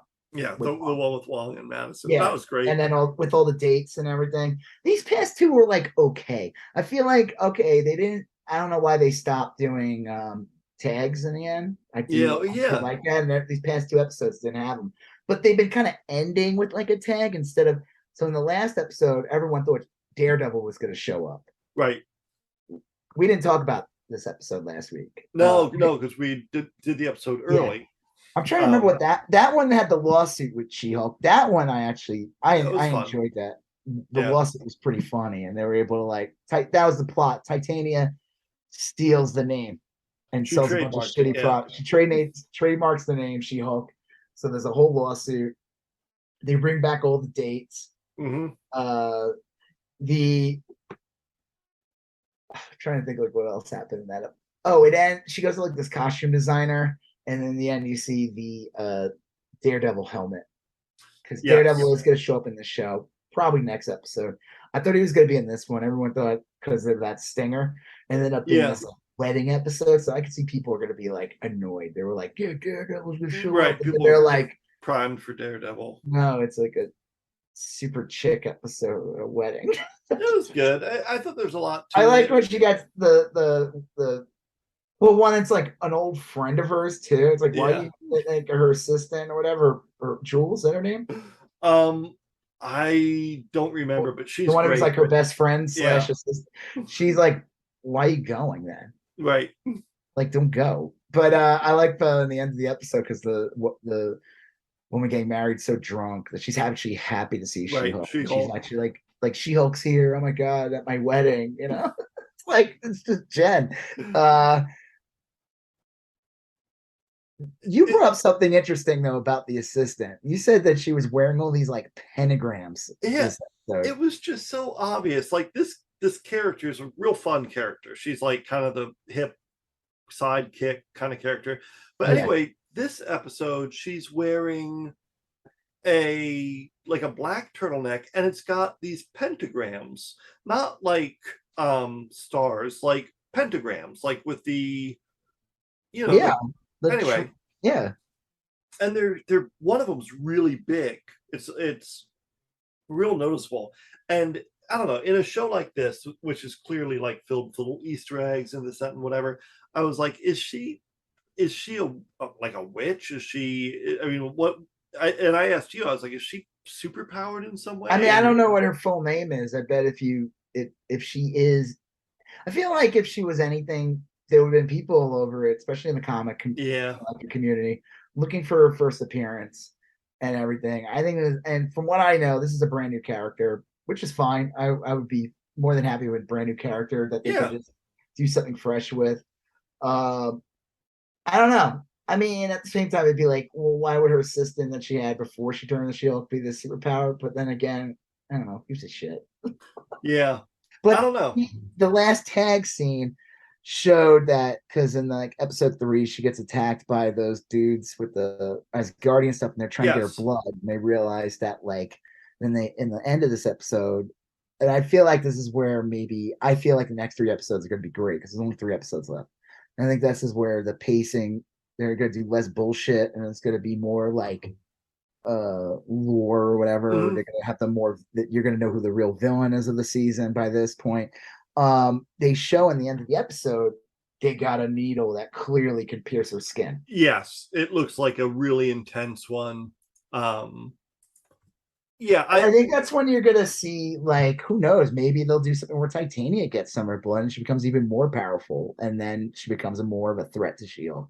And obviously those dudes that were attacking her, maybe they power up. I mean, that's the whole point. They want the blood. I do think it's kind of funny that she ends up Titania's at this wedding. Right. She just goes on a date. Like, she'd figure out a way to go. I don't know. It was a little stupid, but it was like, I don't hate her. Right. And I do like that actress. I just think they made her too much of a joke that she's not a threat. Right. She's like an Instagram influencer. I guess she's supposed to be super powered, but she doesn't really look it. I don't know. First episode when she breaks through the freaking thing and knocks over the whole entire ceiling in the courtroom, you got the impression that she was like super powerful. Yeah. This episode, it's like she punches Jen and kind of fucks her up before she turns into She-Hulk. Right. But it didn't seem like she's like, she could crush a car. She just seemed like this woman's super strong. That first episode when she just breaks through, you felt like, holy shit, this is like a big legitimate threat. I did like though when Jen is, because they show you that like Jen gets super drunk, but She-Hulk doesn't. Right. So looking at Titania and sees the like double vision. Yeah, and she forgets how to transform, which is really funny. That's I a found great that to be, scene. Yeah, she's like, I can't. I forget. Yeah, I forgot how to transform. But then when she does transform, you see the vision change, Yeah, and all of a sudden, she's not drunk right. anymore. She's not drunk anymore. Or she's got a little bit of a buzz, because that's what the Yeah. Hulk says. Bruce Banner Hulk says you can get a buzz, but not get Yeah. wasted. I will say this, and the thing I find interesting about her character is because she even says she has two bodies. She's one person with literally two bodies, and that's still got to fuck with her in some mental, like, because the whole joke is like she's Jen. She wants to be able to do these things. She's this really good lawyer and like accomplished and all that, and then it's like it's weird because she is She-Hulk, but she also doesn't feel like she's She-Hulk. I don't know if this is like real accurate, but like a lot of the show seems, I mean, it's obviously a very like feminist perspective show. It almost seems like sometimes it's weird. She's never like, you know what I should do? I should be in the kitchen barefoot and pregnant. Well, but like, that was weird when she said that. Because that is trite. Like no one expects that anymore. But you do see a lot of the subtext of the show is like, how should she look? How do we want you to look today? Because She-Hulk's hair is great. Yep. They make jokes about her boobs. They make jokes about And so like, it is kind of real interesting that way. And a lot of the supporting stuff is like about like toxic masculinity and stuff. And it's kind of like real insightful and cutting while also being pretty funny. That Mr. Immortal gets part of his agreement is he has to make eye contact with that woman. One, yeah, and that was in that courtroom drawing in the end. That's super weird. He had to make meaningful eye contact with her for 20 seconds. This dude's fucking immortal, and he's like, 20 seconds seems indeterminably long. Like, it shows maybe how horrible that woman is. But like, I do like though when they're like, okay, we haven't figured out. Mr. Immortal like bought some stock back in the day. Apple stock. Well, Apple. And then he had something else that he gold. Was a baroness left him gold. Yeah, from like 100 years ago or something. Because the guy's like, and but he just whenever he gets sick of a woman or a man, he just fakes his own death. The one man that was there, I guess the joke was he basically tricked this guy into giving him this like insanely expensive jazz like New Orleans funeral.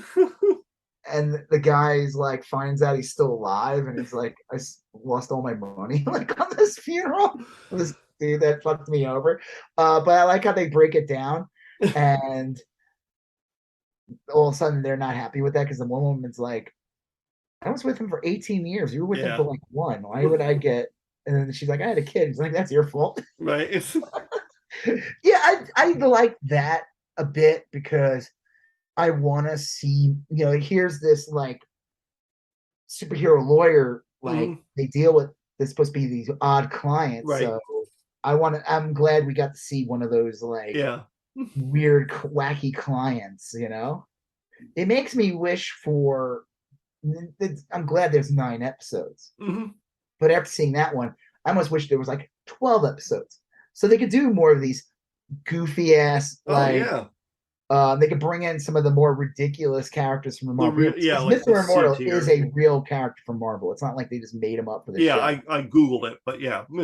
And I feel like they would have the opportunity to do more standalone episodes that just like deal with weird cases and because there's so much.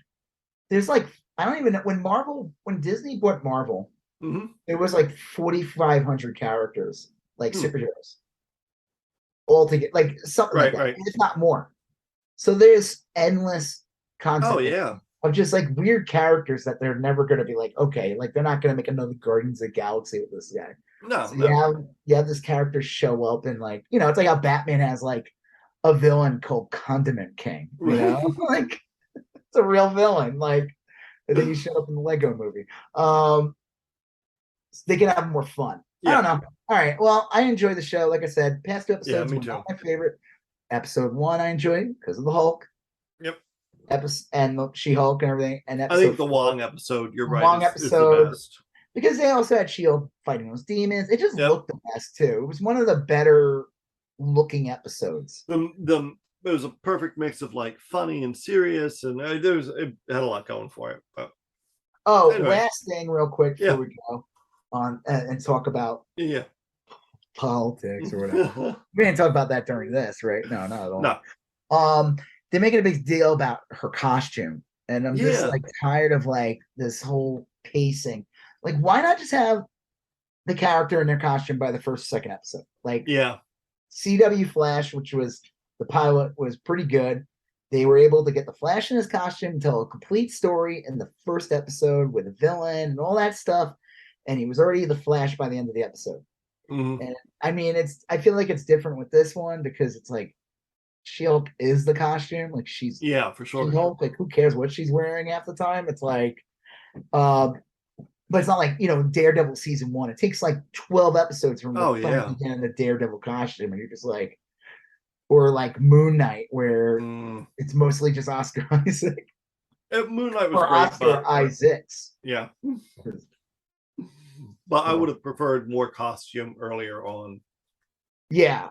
Well, I thought was the great trick about the first Moon Knight episode was that episode 1 ends with that awesome scene where he is Moon Knight and he looks and it's like super quick and he's like beating the shit out of him.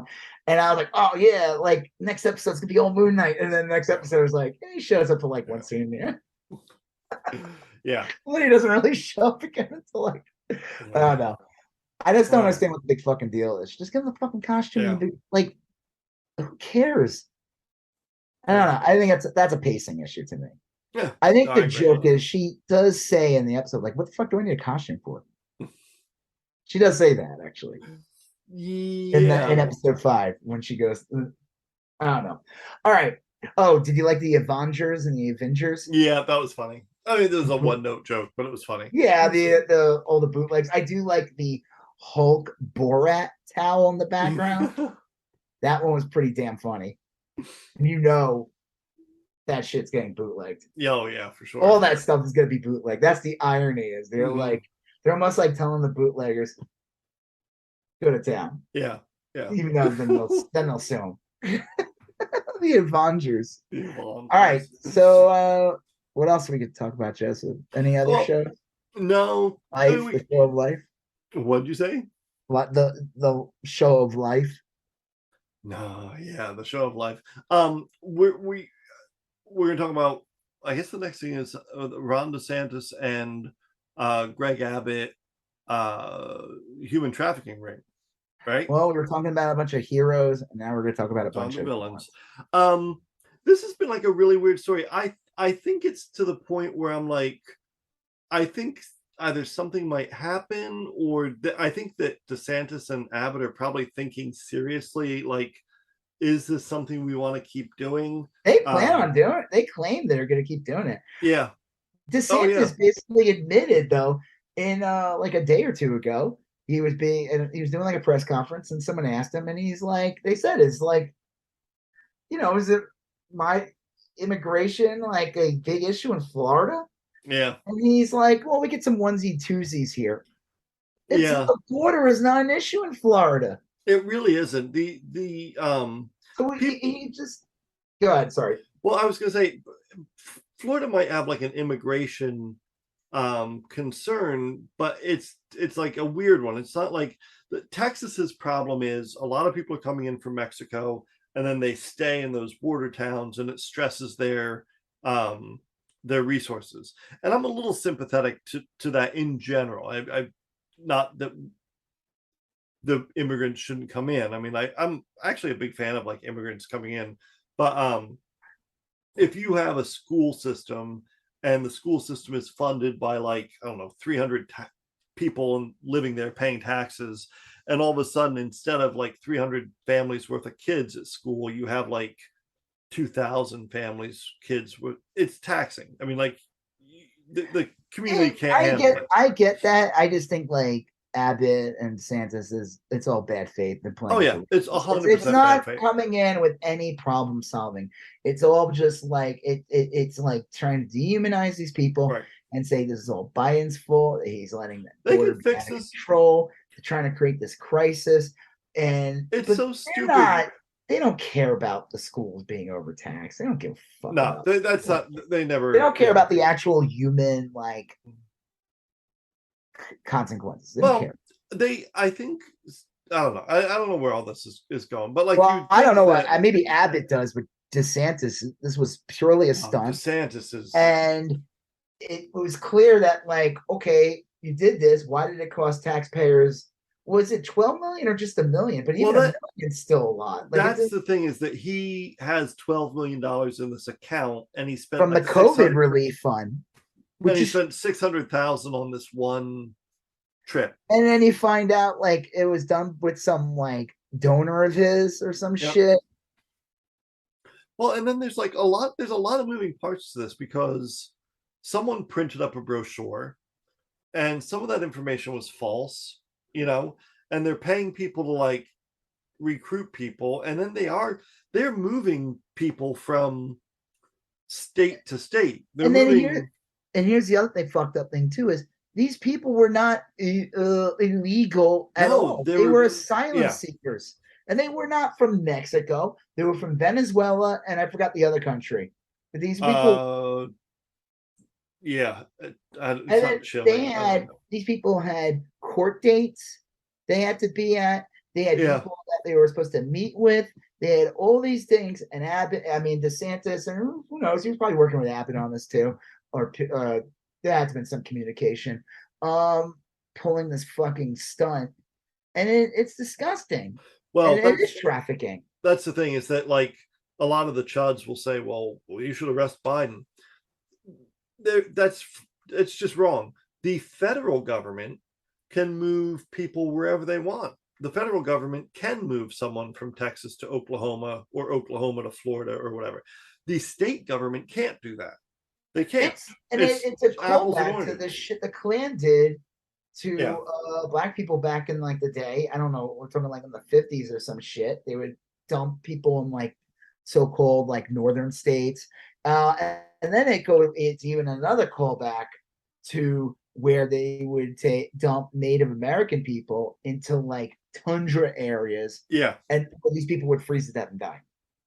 You can't, right? Well, and this is go ahead, sorry. No, this is, they just really screwed these people up. They really caused them demonstrable harm, and they did it through subterfuge and through lying. And like I said, there's a huge number of moving parts here. Someone printed up sheets, someone moved money from an account to an account, someone chartered a plane. There's probably actual literal crimes being committed, and I think people are starting to file lawsuits and Freedom of Information Acts, and it wouldn't stun me if there are consequences to this. How is the polling in Florida right now with Chris and DeSantis? Is DeSantis still crushing him or something? I don't think DeSantis is crushing him. Let's see, Florida governor polls. Last I heard, Chris was within striking distance. I don't know. Chris, I saw a little press conference or live I don't know, something. I showed you the video where he was being interviewed and talked to people about the whole DeSantis thing, and just said flat out, this is incredibly cool. Yeah, actually, I'm looking at him now. DeSantis is crushing him in all the latest polls. I don't get it. I really, that people have brain damage. They just do. It's the thing I saw today, Abbott lead Wyden against Beto. Yeah. They're saying it's probably because of this whole border thing. And I'm dude, this motherfucker do you think he gives a shit about these people on the border? He doesn't have a fucking solution. They even said there's a good chart, and I'll see if I can find it, I'll send it to you later, but it points out all the stuff that Democrats try to do about immigration since going back to and Obama. The Republicans just because they don't want to actually do anything about it. They just want to say it's out of control. And every day they'll say we have fentanyl coming in, and it's but they're always catching it. Yeah. So Biden's administration is doing its job. It's really stupid. It's a dumb argument, but they keep doing it anyway. They keep saying it. But Abbott, like, doesn't give a fuck about the border. He doesn't give a fuck if the grid works. He doesn't give a shit if your kid gets killed in school. He doesn't care. Greg Abbott's, I mean, like the Republicans are working a couple different angles pretty well in some states, and it is school based. Like if you don't vote for us, then the schools are going to make your kid gay. It's fentanyl based. The fentanyl thing is absolutely brown people are bringing in fentanyl. Yep. And it's immigration based. And it's like those are pretty effective. Like I know I've said this before, but I did not think Virginia would vote for that Glenn Youngkin. Well, the Glenn Youngkin guy did win by the skin of his teeth. It wasn't that big of a. It was skin of his teeth, but he won. It was enough to win, and most of it was really just the mask mandate. Yeah, that was it. Which I'm sorry, we needed it. I think that the media and the Democrats, where they failed. But the problem is, this was the Trump administration. I mean, Biden was president when Glenn Youngkin was running, but there needed to have been a solid conversation to the American public of how this is your duty to wear one. Like, we literally have a virus and have the numbers of all the people who are dying. But the problem is Trump fucked it up. He refused. Yeah. He said masks were stupid when he was president. He did say it. Well, he would say, I'm not going to wear one. He laughed about it in the first debate, and the motherfucker got COVID the next day, or had COVID. Supposedly had COVID when he was there. Mm-hmm. He used to get tested. And I mean, there was a whole disinformation campaign. Yeah. They made it political. It's ridiculous. It's a massive failure. My parents saw an ad the other day. I don't have regular TV anymore, but they saw an ad where Jeff Bridges was basically talking about the importance of the vaccine. Right, yeah. Like the new one. I think it's very important that people get the newest booster, because this is like really like this is the one that's supposed to fight the new variants. Right. And I don't know. I am done. I can't, like, people, this thing has became so politicized. I remember posting something on my Instagram and like having people just like, some of these people, like, it was hard to tell what was a real bot or like. Yeah, for sure. I had some people, I lost business from some people because they have so many brain worms from like misinformation from like Joe Rogan and all these people about, and it's like, dude, this. Well, I'm done. I'm not gonna, like, I don't even fucking care. You don't want to wear a fucking mask? Listen, if this happens again, I'll be masking up again, and whatever. You know what? Last I looked, Florida and Texas both have the Republicans leading. That Brian Kemp is leading Stacey Abrams in Georgia. That's not good, because you want. And here's a good point I said about Carrie Lake. Is she a real threat or not? Because what's his face is crushing, is leading really good. Mark Kelly is leading really good against that lunatic Blake Masters. And the thing is that what's her face, Carrie Lake, is not a normal candidate. She's a psychopath. No, she's nuts. You can't vote for Mark Kelly and then vote for her. It doesn't make any sense. It is like you woke up from a coma and you knew who the astronaut was, but you're like, I'm a Republican, I'm gonna vote for the fucking nut job. But Kemp leading in Georgia is not good for Warnock, because no. But go ahead. Here's the thing: is that they're polling people, and there's some serious debate as to whether or not the polls are accurate, because there never are. I feel like today they're not at all. In Pennsylvania too, they said that women 18 through 24 are registering at a rate they've never seen before, and they're registering 4-1 Democrat. I was going to say Republican. I'd be like, no, what, they hate themselves. So when they do a poll, they look at people they expect to vote, and they might say, well, we expect the normal number of young women to vote this year. That may not be the case this year. You may see more young women vote, and they may skew more heavily Democratic. And the polls might say Kemp is ahead. And the Republicans know that and that's why they're pushing this immigration thing Right. so hard, because they don't want people talking about abortion.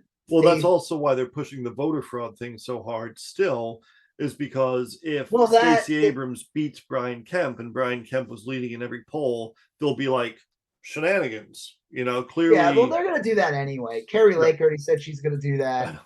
Yeah. She said that said after she won the primary that she was even saying, like, because she didn't win by that high of a margin. Right. Yeah. So of course she's going to claim. I don't know. I think like that's why like the Herschel Walker thing is ridiculous. Yeah. That guy is like dumb as shit. If you vote for him, you're a fucking idiot. I'm sorry. You're dumb. Like you just are like you're naive as fuck. Herschel Walker's like he said something the other day. He was like a war veteran. He's just a moron. I mean, he's literally dumb. Lying. He's a, you know what? And he's a moron. I think he's a lying piece of shit. Actually, well, that's the other thing is that if he were just a moron, there's plenty of morons get elected. But like he's pretty shitty, and vicious. He's a liar. That's the thing. I mean, he's a lying moron. That's the problem. Like, no, he could be a moron and everything, but like, why do you need to say you were like? Why do you need to say you started a business that has mostly women working there? Why do you say that you were a war veteran? Why do you say he said he claims he was a fireman or some shit? Yeah. Why, like you're just a liar, dude. Like nothing you say is real. Like it's crazy.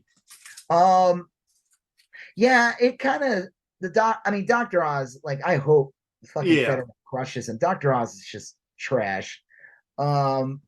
I hope that fucking guy in Wisconsin loses. Ron. Oh yeah, Ron Johnson. I will say, I don't know. I started following the. I think you should follow me, though you're not in Texas. You're in Texas, but you should follow the candidate going against Boebert. Just to I saw that. Yeah. On Twitter, Brian. I think his name's Brian Frisch. I left thing today. I said I wish I could vote for you. I'm not in your district. I saw that. I'd love to see her driven out of Colorado and just out of politics in general. Like she's horrible. He's been great though. He's been pointing out like she's never here. She's not here. She's in North Carolina. And I guess the polls started tightening up because she started canceling things. Good. Cancel culture.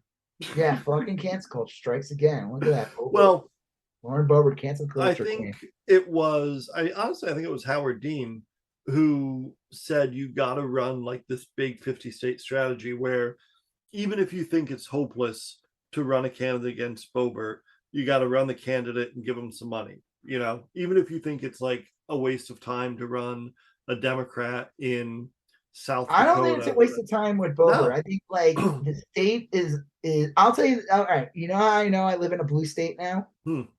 The ads that the candidates run. When I lived in Texas, I would see ads that would be attacking the Democrat, and it would be done in this very matter-of-fact way of like they want to bring in like these values that are not ours. They want to bring in these values that are not. And in Colorado, the governor, the woman that's running on the Republican side against the governor, Paulus here, they're doing that same kind of ad, but the reverse, where she's anti-choice. She's her politics don't belong in Colorado. Yeah. I thought that it was great to see that. But it shows you too, though, that Paulus probably, knock on all the wood, stands a very good chance of defeating her. Because it's a kind of ad where you're basically confirming a narrative saying like, this is what we believe in. This person's crazy.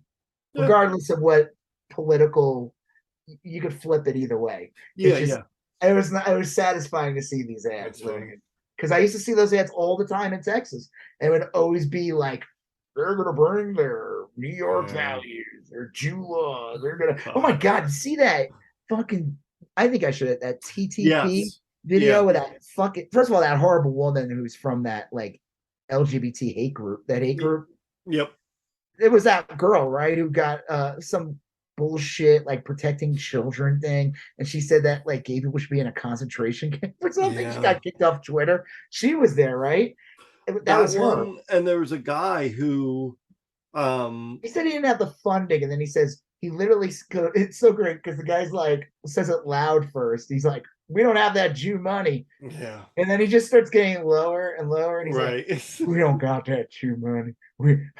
I told you we don't got Hey, don't tell anyone. We don't got. You already told everybody, buddy. It's crazy. It's like he's trying to like cover himself. He's like he's getting low. He's like, and he's like giggling. He's like, we don't got that Jew money. I'm like, fuck these people. Well, they're all horrible. I don't know. I mean, I still think that you got to run candidates everywhere. Oh, you do. I know. Race, you run them and you and you act like they stand a chance. Right. And even if they get blown away, you're like, okay, let's try it again next time. Does Charles Booker, as his name, Booker, the guy running against Rand Paul in Kentucky, is he like what those polls like? Is man? I don't know. That's a good question. I'm a Kentucky. Let me see what it would be. Kentucky. It'd be Kentucky Senator.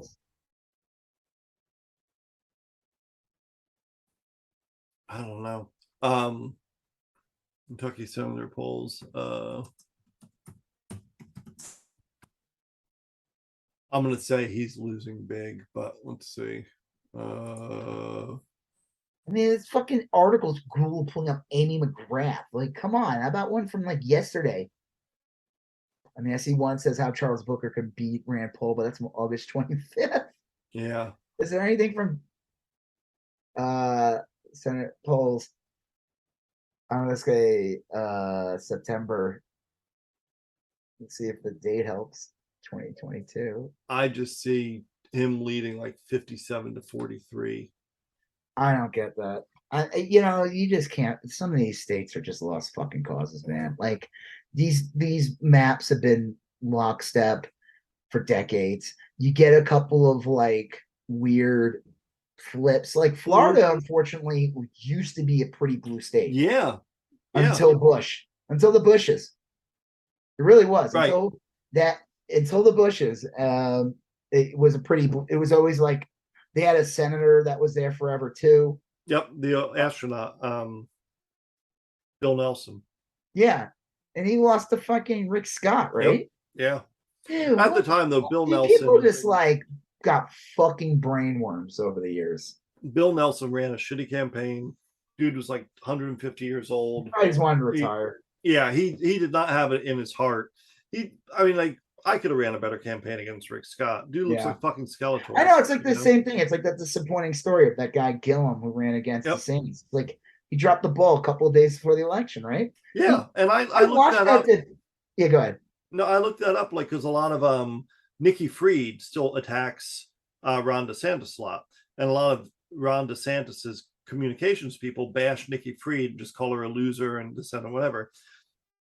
And I'm like, fucking Ron DeSantis beat Andrew fucking Gillum by like 6,000 votes, and he's walking around like he's got a mandate. Dude's like, that's what all the Republicans do, though. Bush did that in 2004. Yeah, he beat Kerry, but it wasn't by that much. No, and Kerry wasn't a great candidate. No, he wasn't. He wasn't a strong candidate. But like, they act like they win by. That's a joke. A Democrat has to win by like 30%. To be recognized as like, and even then they're like, would say, you said you'd be a uniter. You need to do that. But a Republican win by literally a half a percentage point, and all of a sudden they're the fucking dictator of the world. Yeah, they don't care. It doesn't matter because they got power and they're going to use it. Well, speaking of dictator of the world, Trump had some rough legal news over the last 24 or 48 hours. Yeah, which was hilarious. Did you see that interview with him on Hannity where he said something about classifying it? He thought about it. So he said you could mentally just think about it and you declassify it. Even Sean Hannity's probably like, come on, man, you're fucking killing me here, dude. The special master that nonsense Judge Cannon allowed happen. The special master today said to Trump's attorneys, you have until the 30th, which is a week from today. You have until the 30th to state definitively under oath whether or not you declassified these. If you did, what process you used. If you're claiming that the FBI planted it, you have to any of your claims you have to have under oath by next week. And that'll be interesting because no attorney wants to go under oath saying the stuff Trump is saying. Yeah. So that's a big deal. And the special master also said, the 11th Circuit also said, that the DOJ can keep reviewing the classified documents and continue their investigation of Trump. Because a lot of people thought that that's why Trump filed all this stuff, is to kind of delay the Department of Justice from doing that. Yeah, I mean, that special master thing is bullshit. It's ridiculous, but the special master does seem to be working in the Department of Justice's favor. It's just bullshit that it happens that way. I don't know. My favorite, I saw some clip or something with Fox where they were talking about, because I guess it's not just Trump, it's his kids too that would be totally fucked as well. But they're talking about it like their children, trying to like play down like they're innocent. It's like, dude, these people are my age. They're like adults. They have kids. They're fucking. Bill Barr went on there. Large about children. Yeah, this is about a separate case. This is the civil case that the Attorney General. The right wing's going nuts about her. And and I saw Bill Barr. He's like, they're going after Donald Trump's children, and they can't be expected to do. I'm like, these motherfuckers are 40 years old and prance around saying that they're CEO of a company. They can. Yeah. I mean, like these aren't. This isn't like going after Barron Trump for, not reporting his lawn mowing income. Taking his fidget spinners. These are like adults that have been adults for a long time. Decades. Yeah. They've been adults for decades. I know. I love how they try to play it down like they're these. But then they go after Hunter Biden like all day. Yeah. And I still to this day I'm like blown away by the Hunter Biden thing. I still like, who cares? Yeah. And it's like all these like scumbags like Matt Gaetz and all that. I know, it's like they're all scumbags and they're trying to go after Hunter Biden. It's like, dude, yeah, I'm not defending Hunter Biden, but you're a literal scumbag. Yeah. Like there's evidence of you being a scumbag, and you're. Look, am I going to have Hunter Biden babysit my kid? Probably not. That'd be weird. I don't even know how you. I'm just saying I'd probably look at his resume and be like, it's a lot of coke. Want to go out tonight? Yeah, but we need to get a babysitter. Oh, hold on. Let me call. We call Hunter Biden. Let me call Hunter Biden. See if that probably isn't going to happen. But I also don't have to worry about Hunter Biden being on, the Senate Foreign Relations Committee. Right. He's not making deals with the Saudis. Gary did. The biggest problem with Hunter Biden is he might I don't know. Have a good time. Have a good time tomorrow night. The biggest problem with Hunter Biden is the right wing's obsession with him. Yeah, that's true. I'm serious. Like, listen, you know what? They're good at just bullshit. Like the immigration thing's bullshit. And the fact is, the thing about the immigration is it was a great way to ignore talking about abortion. Yeah, absolutely. Absolutely. They took one and replaced it with another un. Well, yes. It's kind of all the Trump stuff. All the Trump stuff is ramping up. I don't know where it's going. The dude slips out of everything at the last minute. I'm not getting my hopes up or anything, but man. He's Teflon. Remember they used to call Ronald Reagan like Teflon Ron or whatever. Well, they call him the Teflon Don. Yeah, he is. He's literally like it is just one fact that he was president, which is still bizarre to think that was a real thing. But he's rich. He's white. That's it. Well, I heard he's rich. He's famous. I heard someone today talking about how cult. Well, he thinks that nothing's going to come of this New York lawsuit, and the reporter's of course he says that. Why would he? Oh, I'm really screwed. You got no, not Trump. This analyst. He said, I don't think anything's going to come of it.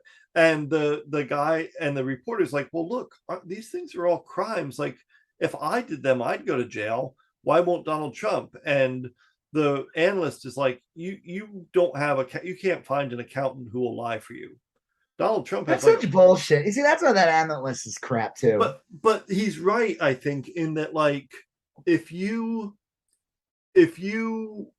defraud someone, let's say you defraud someone, and you go to court and you try to fight it, you're going to get found guilty. But if you go to court and you say, hey, I ran this by my lawyer and my lawyer said it'd be fine, And the lawyer gets up in front of the court and says, Your Honor, I did tell him it'd be fine. I thought it would be fine. This is why I thought it would be fine. Then probably nothing is going to happen to you. Donald Trump has people like that'll do that for him. You know, so he does play by some different rules, you know. I know, but again, it's like the analyst should just be flat out like, he's rich, dude. Yeah. He was president. You get special favor. Right. Life's not fair, guy. Like, I mean, and he has a cult. Yeah. And he has psychopaths that will literally threaten a children's hospital. Yeah. He's like dropping little hints, Trump, like, if I go to jail, my lunatics will go out. The people won't like it. People aren't gonna like it, you know. I'm not trying to threaten anyone. I'm just letting you know that most of my people are pretty fucking nuts. We really tapped into a whole group of psychopaths. They're super armed too, and they weren't even nuts before. I somehow I infected them with brainworms. Well, that is true. I mean, I think a lot of them were probably, I wouldn't say any of them were normal before, but I think a lot of them like kept their shit together before. Well, it's like when he said that thing, like when he was like during the election, or this was before election, I have all the cops, I have all the bikers, I got all this and I got all that. It's like, dude, he's literally threatening you. He's literally saying, if you try to remove me from office, I will have you killed. It's bananas. And it was kind of telling the truth, because that's what January 6th was. And again, I'm still blown away that there's people running that literally attended January 6th. A lot of people, There's that one kid, congressman, that Proud Boy Nazi, whatever. Well, I see him as bitch all the time on Twitter, and I literally say, "You're a January 6th guy." And then Mastriano, which is just disgusting. Who literally the other day was doing like a C Kyle. And then did you see that thing that Trump? Did you see one of the recent rallies where he made everyone like hold their hands up, doing the one finger? I guess that's like QAnon thing, dude. It was just looked like a Nazi rally. Wow. I don't know. It's scary shit. This election scares the shit out of me. It really does. It scares the shit out of everybody, because that actually claims to care about things. Yeah. Well, we'll see. I mean, I'm feeling. I don't know how I feel about the whole thing. I mean, obviously, I know I who I want to win. All that. I do want these people to win, but I also hope the other people win. You know, we'll make life a little interesting. No, I am cautiously optimistic. I keep reading how, like, you know, it's looking better for the Democrats in the House. I don't know. I think the Democrats will keep the Senate. I'm not worried about it. I mean, I said that about that in 2018, and they ended up not winning the Senate. So and then we got stuck with. We got Coney Barrett because of that. Yeah. I thought they would get the Senate after the whole Kavanaugh thing. Yeah. I thought they would win the Senate by a landslide with Biden, like Maine and everything. Right. I did not. I really was shocked that she kept her seat. Well, after voting on Kavanaugh, I just figured that was considered a betrayal. I don't know. People just enough time passed, a week that people were able to forget before they voted. Because honestly, most people don't remember shit. And if it happened 6 months ago, it might as well never happen. Yeah. I don't think most people give a fuck. Well, the Senate's important. I saw this thing, this isn't on our list, but I saw this thing today where they were debating trans issues in the Senate today, and they had some people talking, not senators, but some, they call people to give testimony or whatever. And this one person is like, trans, when you do gender reassignment, you're grooming kids to become gay or something, something awful. And one of the people on the Democratic side said in the hearing, that's not even fucking true. They used that word, and they kind of like said it over and over again. And it was getting pretty heated. And then fucking Tim Kaine comes in and he's like, let's all calm down. And he reads a Bible verse. I'm like, fuck. Yeah, that's some milksop shit. He didn't have, he just say, listen, guys, we got to be cordial. And that's fine. Yeah. But I'm sorry if one person, if you're willing, okay, if one side literally wants to exterminate Yeah, a you group don't of have to be people, cordial. and you're upset because the other guy said a bad word. It's crazy. I don't know. It's like, yeah, it was like funny. I saw like Iron Maiden. There was like this part where like Bruce Dickinson said some bullshit on stage about like how like just the world in general. Mm-hmm. But he was just like, but we all need to come together, buy some Iron Maiden merch. He didn't say that like that, but he's like, we're all family here. I'm like, right. I don't know these motherfuckers. Like, people come up to me asking to lend shit to them. Thanks, Bruce. But it's just like this like milk toast, like, just gotta set our sides of differences and right. Eddie. Yeah. Look, man. I like Iron Maiden as much as the next guy, but let's just stick to singing, Bruce. Let's stick to yeah. Paul Diano's out there looking for work. We can always bring him back. He does those first 2 albums real good. Dude, let me tell you, Bruce Dickinson, though, guy is like 60. I think he's like 63 or 65 years old. Guy is in better shape than I don't think I ever was in my life. He's also an airline pilot. He's like a legit, he flies their plane. Really? Yeah, he's their tour plane. He's the one who flies it. And he was an airline pilot for a while. They had a blown up airplane in the end. Like they had these like cool blow ups, and they looked really good. And like all of a sudden there's like a fucking plane that comes up, huge like life size. He wasn't flying it though. But man, they had so many explosions. There's one part where he literally turned into that Muppet that blows up dynamite. I'm not even joking. He's like, my turn, and then he blows up. There was like 8 explosions. I was like, dude, I would hate to be on that stage. Yeah. I'd be like, oh my god. I don't listen to a ton of heavy metal anymore, but I still love Iron Maiden. And their new album's good, and they're a good boot. There is a whimsy to them though. Yeah. Like I was telling this to my wife and son after watching. I was like, there's like some like Renaissance fair appeal to this band. Oh yeah. Like Bruce Dickinson like prancing around on the stage, and I'm just like, this is like what's the minstrel? Not that. What is that? What's that? The instrument they play? Like the ones from like the Middle Ages, like the mandolin or something. Yeah, yeah.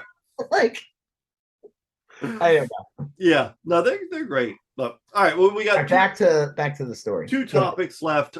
We got Alex Jones and Kyle Rittenhouse. Two delightful humans. All right, well, before we move on that, I'm just gonna say like, anyone who's listening to this, you probably are. I would say more progressive, or if you're this deep into the episode, short. If you're this or if you're in the Czech, or you live in the Czech Republic, or whatever. Yes, yeah. Which hello, thanks for listening. Thank you for playing us for your goats, literal goats. Just make sure to vote this year. Yeah, oh god, yeah. Don't listen to naysayers. Don't listen to like I posted that artwork of Ron DeSantis, and I had all these like idiots who like there's the right wing jerks, and I'm like, whatever, that's what I expect from them. But the ones that drive me the most nuts are the ones that claim they're progressive, and they try to pull the whole shit of like, I don't think the Democrats work either, and I'm just like, fuck that. No. I'm like, you are literally, if you really care about progressive politics, like you claim, like there's one party that is literally lockstep in taking away women's rights, LGBT rights, union rights. Like, I'm sorry that there is I'm so sick of that bullshit. I don't trust people who do that shit. I'm like, I think you're a liar. I think you're really secretly a right winger. I don't believe you because I think you're like, what good are you? It's like, it doesn't make any sense to me. Like, you think like you really like, you look at Biden as president and you were like, oh yeah, he's the same as Trump. Well, like you start, okay, listen, if you start going to like international politics, that's a different fucking story. Sure, yeah. And I'm like, that's a whole nother fucking animal. I'm more concerned though about domestic policies. Yeah, what's going on? Because our domestic policy, I'm sorry too, domestic policies have a lot to do with international policies too. Yeah. If our domestic policies are shit, guess what? Our international policies are going to be way worse. If you have good domestic policies, you tend to now it's just the way it goes. Yeah. So I don't trust people. I'm always like a little hesitant on those type of people. I'm always like, what do you mean by that? Like, if you claim you care about unions or working class or any of that stuff, yeah, of course the Democrats can do better. Of course, yes, we need to make sure we don't live in all the states or some local elections. Yeah, it'd be great to oust like what's her face from California, that senator. Feinstein. Yeah, she sucks. It'd be great to get rid of Manchin. It would be great to get rid of Cinema, you know? But what the best way to really do is to get more Democrats and more progressives that outnumber these, you make them irrelevant. Yeah. That's honestly your most realistic, and then that's your best bet. If you had picked up Susan Collins' seat, then Joe Manchin could vote whoever he wanted, and it wouldn't matter. You know? And we wouldn't have Amy Coney Barrett as no, that's not true. She was still no, I take that back. That was during the she would have still affected. Yeah. That was 2020. But just in general, you if you had like 65 Democratic senators, it wouldn't matter. You lose a couple here and there. So I'm so sick of that. Don't fall for that bullshit. That's some that's disempowering. Yep. Unfortunately, I don't dictate this. There's no point in getting mad at me for pointing out the fucking obvious. We live in a two-party system. If we had what do they call it? What kind of voting system?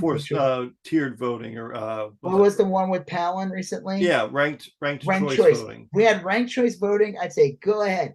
Vote your fucking third party. And I guarantee you the people that would vote third party would know like it would be less venomous and less there'd be less anger that they would probably vote for the Democrat as their second. Yeah. Yeah. Because they would know that like their party would be able to grow a bit. Yeah. Like ranked choice actually does break up the two-party system a bit. Oh, it does. Yeah. And you can often have like third parties gain ground by like caucusing with the majority party. Republicans don't, the Republicans, especially the ones we have now, don't want ranked choice because they don't want that to happen. They don't want, they like seeing Green Party fuck up Democrat. They want to see that. They actually donate to them. They actually donate to that party just to fucking get, it doesn't matter if it's just like a fraction of a percentage. It's enough to tip an election. So don't fall for that bullshit, especially this year. And I know we're going to do this year. Yeah, I know, but here we are now. Here we are. It's gonna be, and guess what? It's gonna be like that for fucking ever until something happens. Probably. Until like Fox News goes away. Until some right wing until there's like more rules on media. I don't know. Yeah, I would say. But until then, it's just gonna get worse. As right wing media wants to grow, make money, and grift, they will push conspiracies and bullshit, and they'll allow Republicans to push bullshit. It's like a double-edged sword. It's okay. So speaking of right-wing grifters and lying pieces of shit. Yeah. I don't have a ton to say about Alex Jones is being sued again. Yeah, this time in Connecticut. He's just his second lawsuit. He lost the first one where I don't know what his actual final what he had to pay. It was a ton, but I think they limit the actual what you can collect in Texas, of course. But in Connecticut, I don't think there is such a limit. And they're really going after him, and he's just kind of melting down on the stand. He basically said he doesn't give a shit. Yeah. He's like, I apologize to the family, whatever. I don't care. Like he's like, yeah, you gotta see, we saw this as they were gonna take our guns away or some bullshit. Oh, so you basically admitted you made up a conspiracy. Yeah. Well, I think this one may put a ding in him, and I don't know where this is all going, because I do agree with you that he believes, and it's probably true, that if he just stays argumentative on the stand, he'll always get those donations. Yeah. If he shows any sympathy really, or shows that he feels like he did something wrong, he will lose $1 million that day. He will lose. People will start saying fuck it, you know. Yeah. I think though too, like they're starting to go after his producers and stuff like that. Eventually, like Alex may have trouble getting people to work for him. I don't know. There could be some stuff here. So, but I don't know. I guess what I'm really kind of getting at is if you go on Twitter and you search for Alex Jones, you have a lot to look at as this guy just completely continues his meltdown. He's just such a disgusting human. It's noxious. That video you sent me of him is so gross. He's such a piece of shit. And he is such a right-wing fucking, like, he is a complete, I don't know. I remember watching him a long time ago and I didn't know really where he stood. I didn't think he hated Bush. So I just assumed he was probably just some like weirdo libertarian or whatever, but I didn't think he's just a full-on right-wing. Like, I mean, that video is so gross. It is. You know, the liberal agenda is trying to take me out of this dumbass voice. That has to be an effect. That's not his voice. I don't believe that. His real voice is like fuckertash. Other than I guess I have to go to the court today. Oh, I don't want to do that. Let me put on my Alex Jones voice. Do I sound all gruff enough? I'm Alex Jones. This is my actual voice. It's crazy. I mean, his ex-wife, I know, keeps up with all these, and she always like sues him for more child support after each child. He's a piece of shit. Anyone that has him on's a piece of shit. That's why I think Rogan's a piece of shit. Besides the fact of all the other stuff he did, is that he's friends with the guy. Well, not Rogan, but Alex Jones is the guy who's just perpetually aggrieved, and he's kind of gross and stupid, and I don't know. He's a bad faith actor. Yeah. He was involved with January 6th too, so he should be fucking fully investigated for that. The gross part is like there's plenty of people like him, but he has like targeted and encouraged people to harass victims. It's just like so he's weird. On Stan and he's trying to act like he's just some dude who just believes that they were using this to take away guns. Like, no, you have a huge platform. It was bigger back then because he was still on all the social media. Yeah. And you used it and got your audience all riled up and said literally the day of or the day after that this was a false flag. Yeah. And you talked about it in set for years. And you encourage people to go harass the parents, Yeah. So that's it's like the same thing. Like Matt Walsh and all these people at Daily Wire, lives at TikTok and all that stuff. Look what happened with that hospital in Boston. Yeah. I think they arrested it. It was like a woman they arrested a woman from Central Massachusetts, but that wasn't the children's hospital. She was threatening some other hospital. Oh, okay, good. So, I mean, there's probably still disgusting bombers, bomb threat people out there. Do you remember that psycho in 2018, the MAGA bomber? Yeah. He sent pipe bombs to people. Yeah. What was his name? Like Caesar or something? Jeez, I don't know. Yeah, it's got from Miami, right? And they're just like, dude, this is the kind of people Trump and Alex Jones attract. That should say it all right there. Yeah. Oh, that's just a weirdo. Biden has people like that. No. Not that I can recall. I mean, like there's some story, the right wing, and this is actually a good segue to the next one. Okay. The right wing's trying to push some story. I see Ted Cruz on it. Some kid who's supposedly some right wing kid. Or whatever, yeah, like South. I heard about this. By some like 40-year-old or whatever who supposedly was a Democrat. I don't know if any of that story is true. Whatever. But the difference between this is, if it is true, no one's giving a GoFundMe for that guy. No one's saying, hey, he was just defending himself. No one's doing that on the progressive side. Most people don't even know what the fuck the right wing is talking about. They're trying to like create some like bullshit hysteria story. Listen, if this kid was killed by this guy, that's awful. And I hope that kid gets justice, whatever. But no one is coming out in defense of this guy. No one's rifle company. Frankly, no one's even heard of this story. Right, exactly. Like outside of these tweets. Right.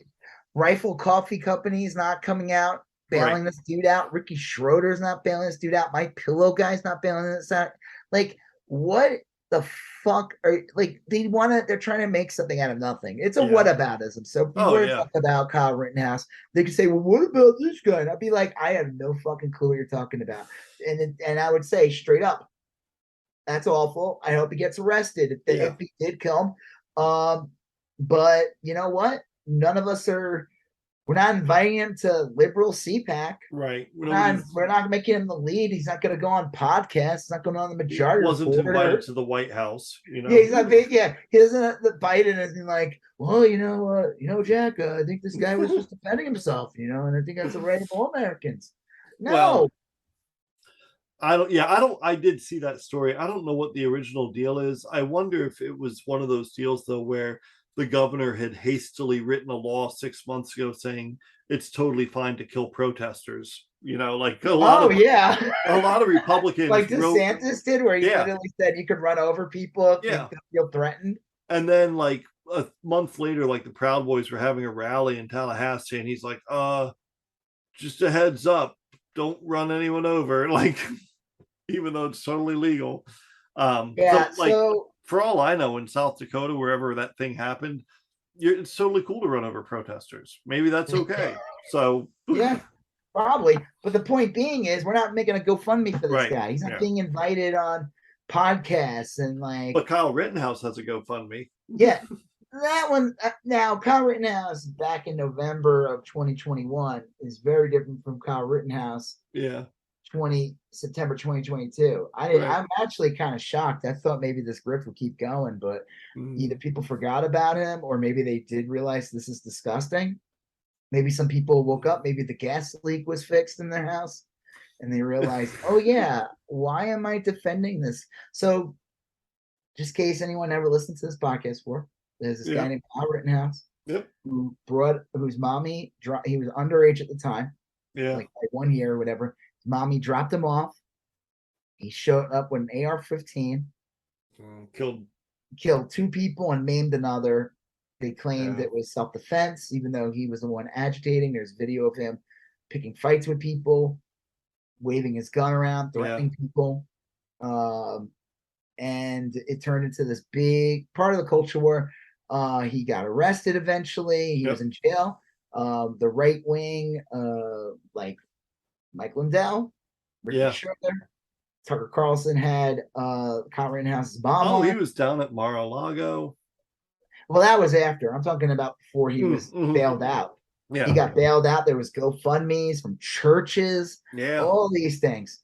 And Kyle Rittenhouse Kyle Rittenhouse had a court case. They got a judge that was in his favor, and basically Kyle Rittenhouse got away with murder, literally. Yeah. And we've been waiting for this, but the worst part about the whole thing was Kyle Rittenhouse tried to become like this right-wing personality where he can be on podcasts. And it definitely in the beginning, he was invited, like Tucker Carlson did a whole piece on him where they showed him like as if he was the innocent. Like, I remember. Now, he was like the star of the show at CPAC.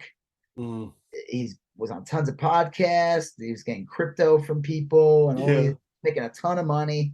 I was looking at someone said like what he's worth or something like that. The last it was like 50 grand or something. But like he shouldn't be worth anything. He should be rotting in a jail cell. Yeah. And making maybe like a nickel an hour for making like, whatever company is license plates. No, they make like products for business. Yeah. Making my pillows in the prison. Oh, well, I'm kind of upset that you got lost in jail, Kyle, but I'm kind of glad you're also working on my pillows. My squishmallow. That was Mike Lindell. I would say that Rittenhouse's 15 minutes of fame is up, and it came quicker than as of right now, it's looking like it. So basically, words started out, and I guess I didn't realize it. I was like wondering, when is it going to be a fucking civil suit? Because I'm sorry, especially with like how he became this little mini celebrity and the right wing was pushing him and he was getting all this fucking money and he was bragging about it. That was the best part. He was fucking gloating. Yeah. That's where he deserves every bad thing that happened to him, because he showed no regret. Nope. He showed no reform. He instead still insists that he was defending himself, and he created some bullshit pact or something. Yeah. In the media, just tons of bullshit. And like they were going to sue The View or some crap. It's like, yeah. Goldberg said you were a murderer because you are one. Yeah. You know, it's like would a baseball player sue you for calling him a baseball player? Well, and he's made himself a public figure. The rules are a little different for public figures. You decided to, instead of when you lied in court and said that you were applying to colleges and you wanted to become an EMT. Right. You didn't do any of that. No, you wanted to become a right-wing grifter. You wanted to be on Candace Owens. You wanted to be on Steven Crowder. Mm-hmm. And so I guess the civil suit in Wisconsin is supposedly ramping up. Yeah. And so he did a GoFundMe, which is kind of weird because you would imagine a civil suit would be more. His GoFundMe was only for like $150,000. Yeah, so I don't. Maybe they set limits. They think that maybe, but I think people think maybe this whole thing is just a grift. There is no, like, there may be the threat of a civil suit, but there isn't right now. And this is just his way of trying to, you know, make money. And I guess it backfired because it's been like 5 days, and I want to see if there's even an update. Yeah. I'll bet you there's a slight update. I'll bet you. No, it went down again. It went up to like 4, but then it went back down. It is nowhere near what he was. Yeah. Was. And you know what? Honestly, I bet you Kyle Rittenhouse in November 2021, if he did that GoFundMe, he probably would have made that money that night. Yeah, I think you're right. I think you're probably right. Now, this one's from 2 days ago. Now, Kyle Rittenhouse has started a GoFundMe for himself. Is there any grift, scam, con that the right won't fall for? Yeah. Kyle Rittenhouse doesn't need a GoFundMe page. He needs a go fuck yourself. Why can't the GOP help him out? They used him on their hate events tours, called him a hero. Where are they now when he needs them? Don't beg people on GoFundMe. Ask the GOP. Yeah. I mean, listen, you know what? They used him. I don't know sympathy for him. He deserves to be in jail, but it is fun to watch. And it also just typical. I'm not shocked. The right wing does that. Remember they made that dumb psycho from Kentucky who refused to, like, that clerk who refused to marry Davis, yeah, she ended up getting like sued into oblivion. They, of course, Ted Cruz took his ugly ass mug and took a picture with her. All the right turned her into like a little darling for a minute. And then the joke was, she's so vilified, and the normal people are like, fuck you. Yeah. You're gross. Like, Ted Cruz is some rich scumbag who's a senator. His wife is high power position. Yeah, he doesn't need people to think he's a nice guy. It doesn't matter. He's going to win any day. Tucker Carlson does this for fun, and he makes millions because he's an heiress to fucking TV dinner money. Company, yeah. So, of course he'll have Kyle. Guess what? He'll have Kyle Rittenhouse on and use him. But at the end of the day, Tucker Carlson gets to be Tucker Carlson, and Kyle Rittenhouse has to be Kyle Rittenhouse. Right. So I think it's funny that the GOP, they're like, we're not going to help you out in the midterms. Yeah. Like, he's fucked. I mean, I'm just trying to see if there's like an update. Like, you mean the relatives of people you shot and killed are suing you? Where's their GoFundMe page? They said it's not on GoFundMe, though. He's banned from using their platform. Oh. I don't know. It's hard to tell what's true. Yeah. There's one girl. Kyle Rittenhouse needs money. Let me see what I got here. 5108. This. Here you go, bitch. And it's going like this. I think I saw that. I don't know. It's nowhere near what he was hoping to get. Yeah. The last time I saw it was like $2,000 or something. He clearly got bad advice because any rational lawyer would have told him, listen, you could do a media appearance here and there. Yep. But don't overdo it. Yeah, just hold don't tight. Brag, because I mean, if you're showing that you've got all this money and you've got family victims, they're going to go out after you just spite alone, regard the fact they're going to be like, you killed my fucking brother, you killed my kid. You killed even my if they cousin. don't win, they want to go through the motion of suing. Yeah, they're gonna, and you're giving them more of a reason to do it because you're literally showing no remorse. Yeah. And you're also profiting off of it. And they said, what's his face? Try doing the same fucking thing. I would say Kyle Rittenhouse probably a little more successful. Oh, then like George Martin, or what was that guy's name? George Zimmerman. Yeah, George Zimmerman. George Zimmerman. I think he was more reviled. Like the Republicans defended him and shit, but not on the level that Rittenhouse got. No. Rittenhouse was like made into a hero. I mean, like there was some rumors that like the NRA invited Zimmerman in to do a signing, and I think they ended up like dropping that once. Yeah. Someone was like, "What are you doing? Like, we already look horrible as it is. Like, I killed a kid. Like, what is the limit? Like, we already are horrible people. We don't need to make us more horrible." No. So when I saw that, I don't know. I just don't. I am so jaded. I think we live in a world with no justice. And when I saw the Kyle Rittenhouse thing with the GoFundMe, I was like, this seems too good to be true. But maybe, they'll move on to the next right wing, kill monster. Right. I hope that kid's life is horrible. I'll bet you it will be. Frankly, I mean, I don't see it having a happy. When he starts not getting invited on like podcasts, I wonder if like he'll do like the opposite. All right, I don't know. Real quick, we'll wrap this up. Have you seen the weird evolution of Richard Spencer over the years? Yeah. Do you mean like a particular graphic or just in general? No. Richard Spencer, remember him? Yeah, the alt-right guy, the guy that got punched. Yeah. You know, like what his current status is now? No. He's like a fucking weird progressive now. Okay. Well, he just like, I don't know. He was like on the top of the mountain when Trump won, and then he got punched. And then once he got punched, it was like downhill. Yeah, Richard Spencer's like. I'll check that out. Yeah. Yeah, it's weird. I don't know. I have to like look into it. He's still, I think, a horrible chud or something, but like, probably it'd be kind of funny if like Rittenhouse like realizes like he loses it, and all of a sudden he starts to be like, you know what, I actually think that Biden was right about student loans. He joins Moms for Sensible Gun Control. Yeah, actually, I have to defend myself because guns are just so out of control. I'm just a guy in society trying to exist. I don't think we're going to see that, but who knows? His progressive baby face turn. Well, he could look. He would make for a more like Spencer was like a full-on adult when he was doing it. This Rittenhouse kid probably could say, "Look, I was abused as a kid. My parents were kind of terrible. I was." Tucker Carlson tickled me. Tucker touched me in the no place. Right. So he could probably turn it around. As Tucker Carlson likes to call it, the yum yum place. Because I'm not saying that. Hey, some people are saying. Some people are saying. Well, we'll see. I anticipate Kyle Rittenhouse just being a jerk for the rest of his life and being miserable. But who knows? There's that video of him punching a girl in high school. Yeah, right. Yeah. He sounds like he was just a piece of shit.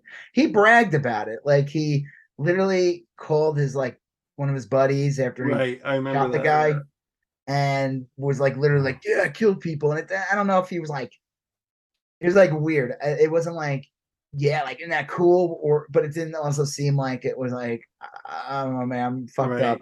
I don't like what happened. I need help. Like I'm in shock. I don't think he ever felt remorse. I think I don't either. You bring a fucking gun like that to places, you plan on using it. Yeah, no, that's true. Like, and his mom is like some militia bitch. That's the thing I feel like too. That's a disservice the media has done. Yeah, I remember in the beginning, you would saw all those images of her part of a fucking militia in was it?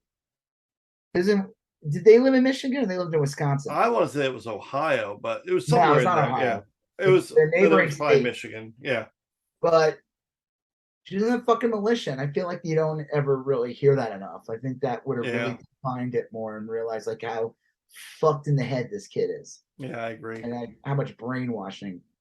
So good. The funny thing about a GoFundMe is man, and it sucks too, especially if you have like real like bereavement, like a funeral, or whatever. That's public humiliation right there. Is no one donates to your GoFundMe, everyone sees it, and let me tell you, that's sad. Yeah, like, it is. That's like something I would never. I don't want to do a Kickstarter. I don't want to go GoFundMe. No, it doesn't do well. Everyone will fucking see it. Yeah. Well, it's public, so it's got to be fucking humiliating. I hope so. Yeah, well, yes, I hope so too. Like I said, it's yeah, no, I know what you mean. I mean, I think that whole system's disgusting. There should be no such thing as a GoFundMe. It's ridiculous. Right? Yeah, it's sad that people have to beg for basic necessities. But it's just nice to finally see, like, oh yeah, maybe being a piece of shit didn't pay off in the end.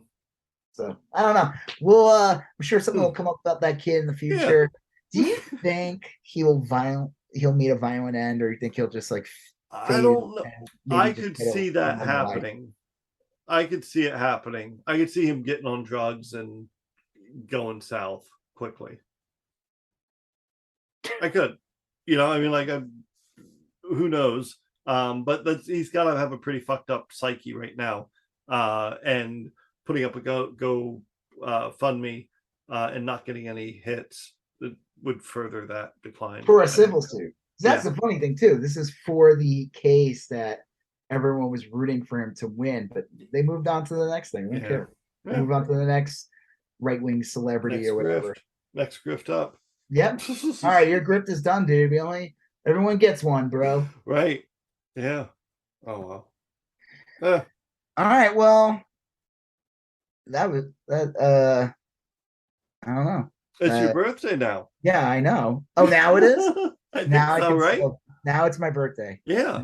I was told that I can't have a birthday until we did this podcast. Okay. We had to complete it. Now it's done. Now it's done. So I can go birthday myself. It's probably a better way to say that. But yeah. Yeah, probably. There's probably a better way to say that. Was it Arrested Development? Yeah, I blew myself. Yeah, what did he say to him though? Like, you should record yourself or something. Like, oh, Tobias, you blowhard. Yeah. Those are so good. Yeah, that's such a great show. All right. Well, on that note, I'm Rob Israel. I'm Joseph K. And you still going on about that? Thank you for listening to You Still Going On About That. Please like, comment, share, and if you haven't done already, please follow us on Instagram, YSGOAT, Facebook, YSGOAT, and Twitter, YSGOAT. Thank you, and have a great day.